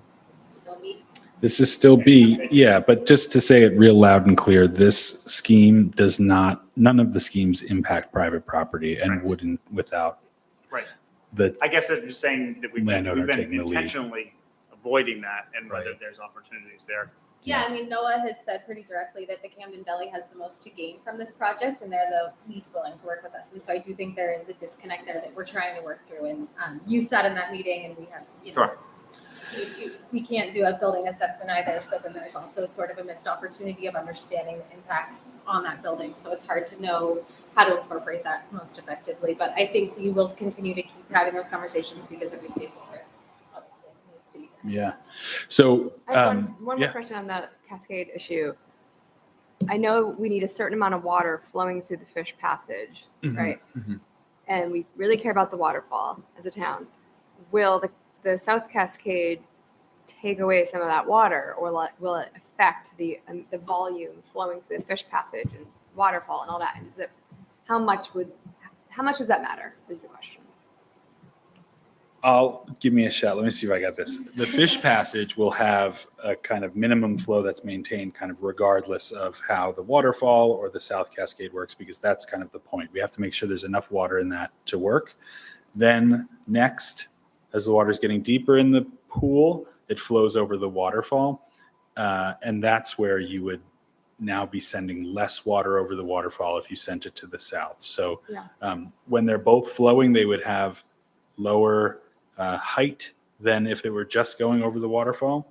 And when it got down to low levels, it's a matter of how you designed it. You could make it such that the South Cascade would dry up, and then the main waterfall would dry, and it would just be going through the Fish Passage. You could set levels in that way or the other way. But the Fish Passage is separate by design, that always has the flow going through it as a first priority. And one more you do a question quick that- reminder? Can I just do a quick follow-up to that one? Did I get it right? Okay. Seth can probably talk to this, or you, Mike can talk to it, but the times of years that these fish are migrating? Are there certain times of year where we don't care about the fish passage working? No, there's never a good time of year not to have Okay. habitat connectivity. Okay, thank you. Yeah, like it would be like a windmill nocturne. So my just follow up on that would be if there is a case where we're getting 6 inches of rain and a couple hours, and we need, would it be helpful then to have the South Cascade help with water flow? Does that even matter? It's just things I'm thinking about. I don't know the technical. And it's okay if we don't have all the Place for answers today. eels to swim, but hopefully we're incorporating eels into the fish passes on the other side. It could make you more attractive for like an Atlantic Salmon Federation grant. It's all stuff It could- we have consensus on. Wait, why would it make us more attractive? Because the Atlantic Salmon Federation is, they want maximum habitat connectivity. American eels are using that. It's not appropriate for fish passage for American eels in this style passage. Maybe there's like an eel tray built into it that I can't see, but Like the they salmon, use the ledge potentially. and they die on the ledge by the millions because we don't manage it. So Right. South Flow Cascade would be better for other types of fish. It's a part that the animals are using right now. Okay. And so if we have like little splashy areas, thousands and millions go up that way. Thousands and millions will also go up a fish ladder at correct flows. And they'll crawl on the side of the fish ladder and they'll walk up the top and they'll do it all. But you just want it all, as much avenues as possible. So if you have a South Cascade, it's grand. It's another part to the Tony Crassi design that really made sense. Blast it out, lower it so it's maintained, maintain your waterfall in this scenario and have a fish ladder. I mean, it's kind of like ticking a lot of boxes. Eamon, will you go back to that? Could you just explain, because you do depict resiliency components in the dashed lines here, but I don't think the costs that you're going to show on the next slide include that. Yeah, you're right.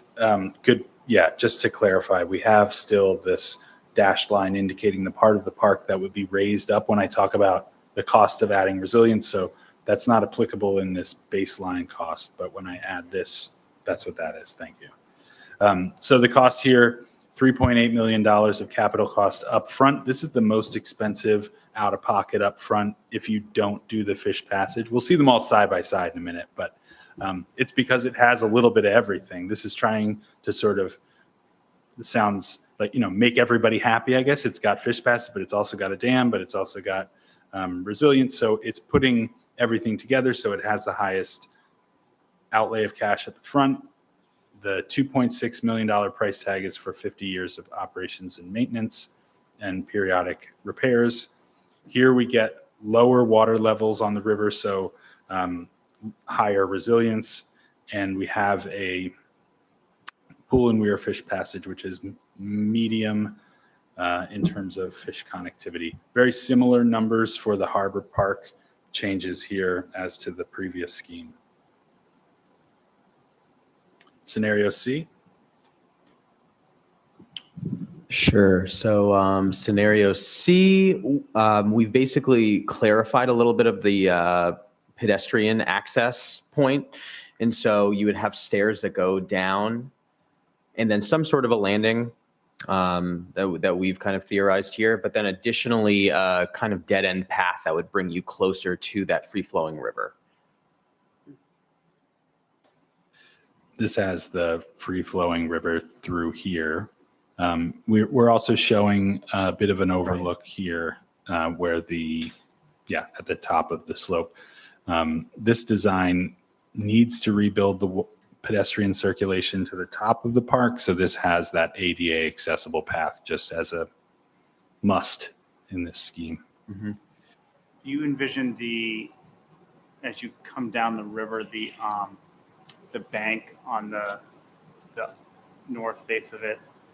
It's kind of drawn right now. It looks a little riprappy.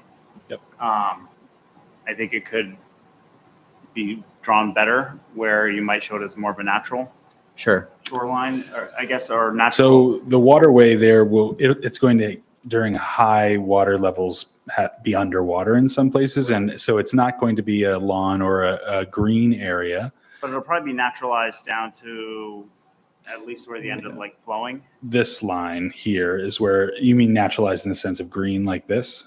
Natural, I guess I see more boulders and plantings in a natural shoreline as opposed to, I don't know if I see it as a riprap or all rocks, or I don't know. So this, when we, Maybe I'm wrong in envisioning that. I think- yeah, if the dam I think- comes I out, think that's an area where, there would be, some optimization or fine tuning during the project, but I envision that there will be some ledge along that valley wall, along with you'd do some elements that are supplementing that with some stacked boulders and things like that. Not like a Army Corps of Engineers riprap, Right.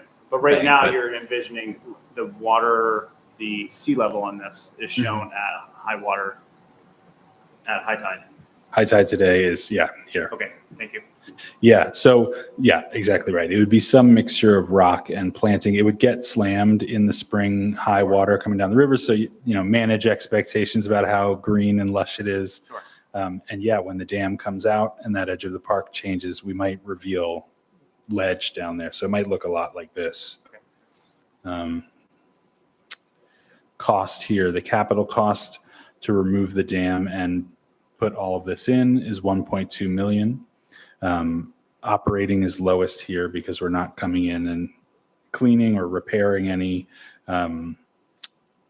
dams or sluiceways or fish passages.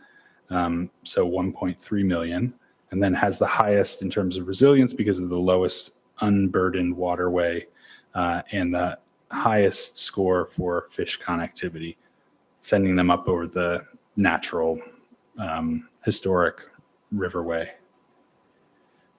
Here, we're doing a bit more work on the seawall than in the previous scheme, so 890,000.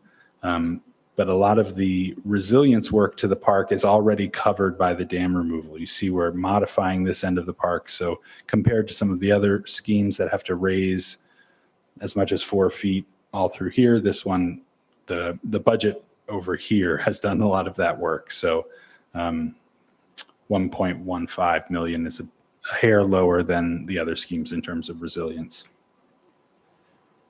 So here they are side by side. I'll hide this thing.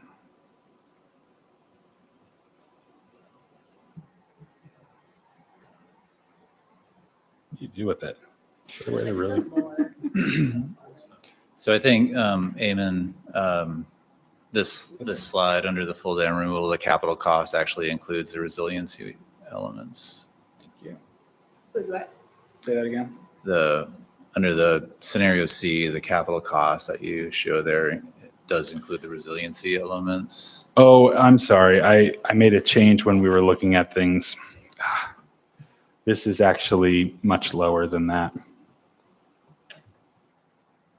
So I had put in 2.4, which was from another line item in the budget. This is actually 1.2. That's frustrating. Good catch, Mike. We'll fix it This is before we just send like- it. if we share. Would it be possible to see the presentation before? So if there's comments that we have, not to be too annoying, Oh, I could we see it? Because we are well over time actually. Yeah. And so I think the comments would be well received.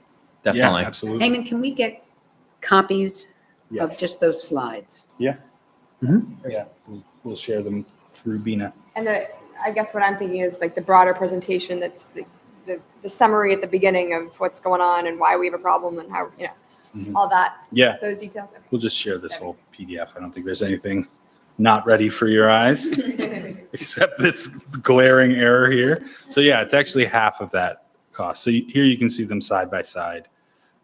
If you're going along trying to figure out which one's the cheapest, it's scenario C by a hair in terms of capital, because this is 1.2 and dam reconstruction is 1.35, but A has no fish passage, and if you add it, it becomes the most expensive scheme. So that's what the conversation was last time. If we didn't have these light yellow bars here, scenario scenario A would have a very low habitat score. And the comment was, well, that's not fair. We could just add a fish ladder, right? And then that connectivity would come up.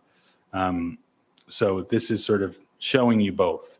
Doesn't come up much. Went from no to. That's my other typo. Yeah. Mike came in with some great last minute edits and I forgot to make them here. So we're saying that with a fish ladder, a well-designed fish ladder, this actually goes up to medium.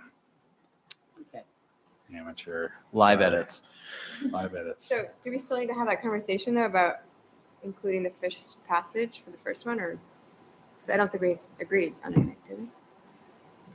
Your face. You might need more time. With the overlays that you have there, it seems. I think it's clearly represented where it's not confusing. Except where I've screwed it up, it's clear. Yeah, except for. But I don't know where that sent, like, I don't know what a hash, it's like when I ask my kids if they want lunch and they say maybe. It's like, Yeah, I think guess- it might confuse people. It's my. it's not black or white. Like, I think you're gonna have to provide a black or Well, I white guess answer to the select board. maybe put the question back out to the committee. There was clearly an ask to put a full dam removal or a full dam status quo option with fish passage coming out of the last meeting. So we did it as a variation of scenario A. Was the ask to make it an entirely new scenario, or maybe that's a I clarification? think that would be helpful to have another scenario, because we really have to explain that what the fish passage will look like if we keep the dam as steep as it is. Yeah. The fish passage will look much more technical. Mhm. I don't think people will like it, but they need to see what it will look like. But it's also So its can we have a scenario viability up B, that be rise, that, isn't and it? then have C and D? I mean, yes. We have 4. Whatever you want. I'm going out on a limb here, I just but feel I like people can't need to see it. imagine, unless you're getting really large grant numbers, I can't imagine this board recommending scenario A with the fish passage. With the fish passage. Yeah, me neither. That's a lot of What money. I'm saying, people need to see why though. There's a lot of people that want it. Hold on, let's finish. But there is a question of viability of a fish passage up that Right, grade and what it would look and like. length. Yes, Oh. so I think we should really keep need it to- in for the public discussion. yeah, that's, my point is, we just need to be visual for people, because a lot of people are talking about, I talk to people in town that want that option. So we need to show it. Yeah, you definitely need to be clear that it's a steeper grade. It's really difficult to make it work and to make it look good. So Yeah, and just adding a fish passage and giving it the same medium that the second one does, given the viability difference, seems a little less Yeah, accurate. we might need to get medium low, medium high going on, something like that. Or 'Cause- a little bit more Yeah. rather than. Yeah, So just to remember what some action items that are coming out of this meeting are, so that you don't think nothing's happening. But Interfluke is working on a cost memo that I think will be really helpful to understand where these numbers, Can you what speak this- into a mic so people can hear you? Thank you. Sorry, I always think I'm loud. We'll work on a water level lake dam info sheet. I know it's not as good as a 3D model, but I think just some quick facts and a visual will really help you guys have those conversations, and we can put it on the website. We're going to work on meeting materials with Viewshed for the September meeting.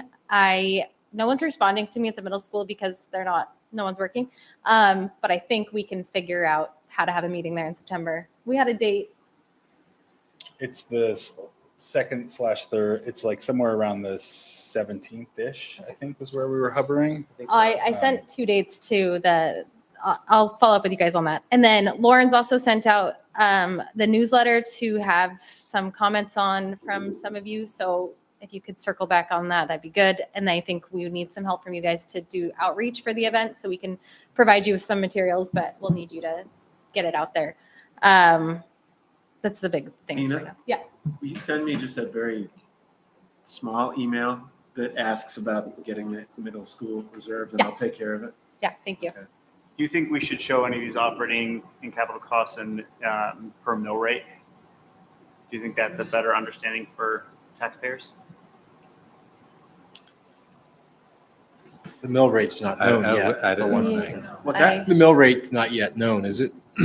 But the Well, other you thing, could base it upon, you could extrapolate it as far as per your assessed value, I guess. So someone could look at something and understand, like, it's pretty difficult for someone to understand what, well, that's great, it seems like a lot of money to me, but what does that actually mean to what I My pay for taxes. yearly taxes? Yeah. What's, Oh, and determine how fundable these are, or, you know, the Right.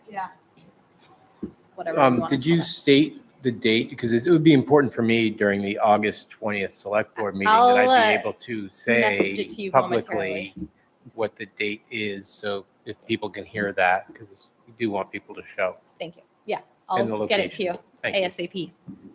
Well, by the 20th is fine. Yeah. What's today? what's people's thought on the money part of it?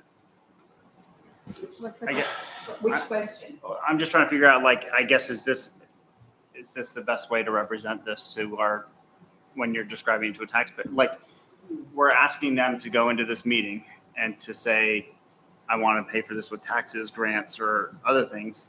If it may look like a large amount, but someone might look at this and say, this is going to be $100 per year on my house. And they might say, oh, $100 per year, that's worth it to me. Yeah. Right. Those numbers look very different. They always, and like, I can't even comprehend right now without having to sit down and calculate it, Right. what this actually cost me as a taxpayer. If there's a way to put it together, it's usually brilliant accountants who can do this, but there's a thing where, like, at the school administration, they'll say, well, if you want to add this new building that's going to result in, $30 per, $100,000 of assessment or something. yeah, exactly. So, and then like a nice subset for the dumbest among us, like myself, that says if your house is assessed at whatever, I use realistic numbers. I'm not even going to use a number, but like, let's say 300,000. That's going to result in this much more on your tax per year. So if we have one of those really smart people, let's get one of those. There's probably some. I'm looking There's at probably you. some calculator on there that we can plug it all in and get some fake numbers, but Chris, do you know when we're going to have the mill rate made public? What has been discussed has been the latter half of August, which we're coming right up on. That was what was mentioned in last week's select board meeting. That's what you're getting at? Yeah, I think it's just, I think big numbers are like that are hard for people to translate to what their actual impact is. So have What us it means for translate them, what yeah. those numbers mean in terms of. I think it's good to show it this way, but I think on another piece of paper or another slide, you could be like, these are big numbers to help you understand how this would impact your tax base. If it was all paid by taxes, it would be something like this. I mean, another way to think about that, there's a deterministic way to think about it, like you were saying, but you could also think back to some past projects that were of these same cost magnitudes and what that resulted in. For example, like maybe there was a school project that was $2 million. What did that mean? Sure. Well, if whoever, maybe it's a matter of connecting with you guys, but if you can give me some of these numbers, I can bring them to my friend who does this in the school administration and say, how did you express this in those terms, and see if he has some suggestions. Do we have time for questions from the public? Yeah, hold on, Oh, sorry. I was just curious. because we're over. But the meeting needs to be adjourned before we open it to the public, I think. Really? I didn't Well, think so. actually, no, it it's part should of be the- part of the public It's meeting. part of the Sorry. public meeting. but are we done? That's what I wanted to know. Are we done? Do we have closure partially Last on? discussion piece, can we talk about that on email or? Roman numeral 4. The schedule? I think Bina is going to send it out Okay. and we'll do it by email. Follow via email about whether or not dam with fish passage is another alternative. So get a I'll send a few conclusive direction on that. Around Yeah. dates and fish The passes. South Cascade, did we decide on that? Not really. Okay. I think we have 2 members of the public. And if you, Those are, no, we're good. okay. That's all right. Okay, so you all can decide who goes first and you each have 2 minutes. Who's tallest? You can go first.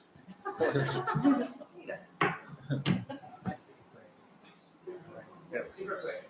One, on the earlier questions at the very beginning of the meeting, I wonder if you might add on the website, there's some discussion around altering algae composition in Megunticook Lake, and that might have a coloration effect.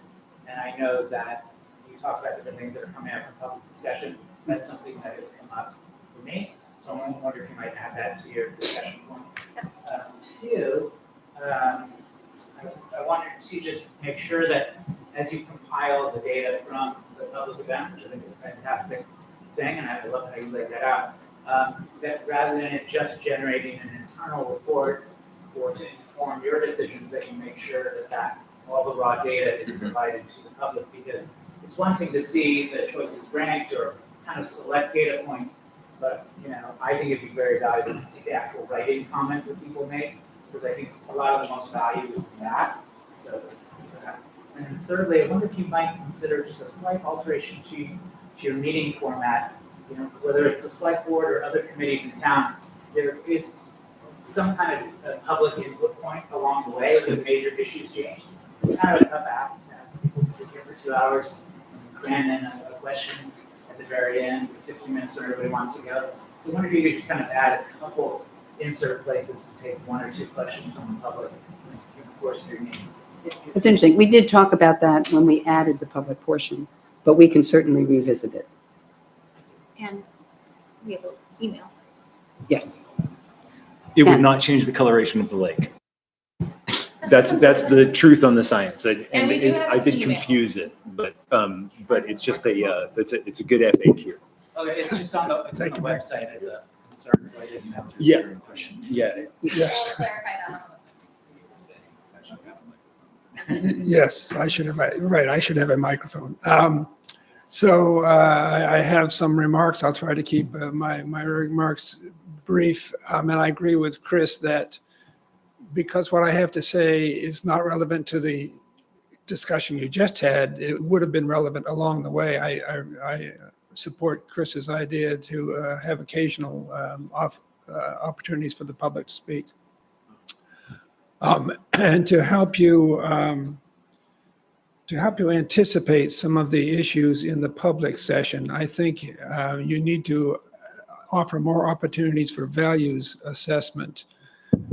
Eamon, you offered this group a really wonderful values assessment. Why can't you offer that to the town? I think that would be very helpful to assess aesthetics, historic preservation, the great community affection for the current landscaping, and the value of the economic value of having a beautiful surroundings. I think these are things that should have some way for people to express the value of them to them. In talking to people, another thing that I know it's very much present with you is the overall plan, and how does Montgomery Dam fit in with it? You're addressing Montgomery Dam, but everybody's going to be thinking, this dam is just one dam out of 6. How does this affect the overall plan? What's the multi-million-dollar budget? You're talking in terms of $2 and $3 million projects at Montgomery Dam, but what's the overall? How does it fit in? How does my vote affect the overall plan? I know you're thinking that, but you need to have at least a nod to that in the presentation as well.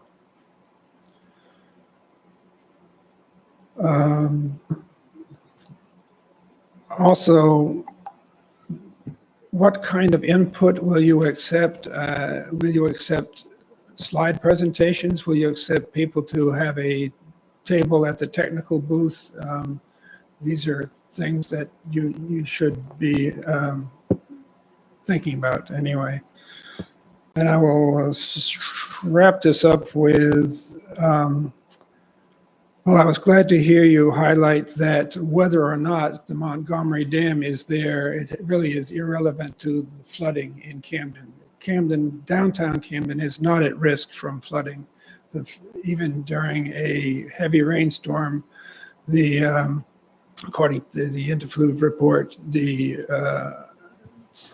level of the pond of the impoundment does not rise much above the footbridge.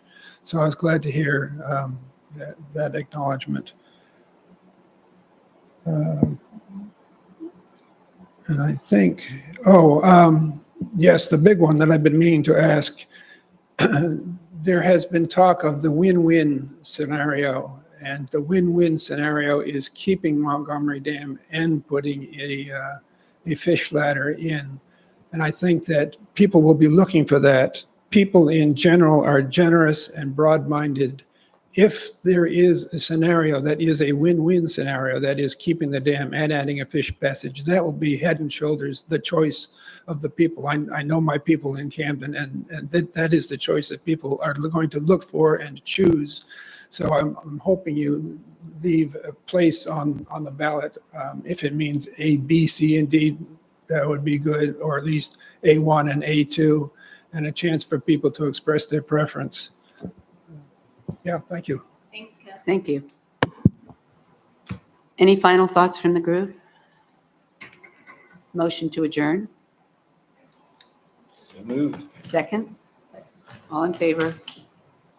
Do we have our next meeting date? I don't know what it is. Okay. The usual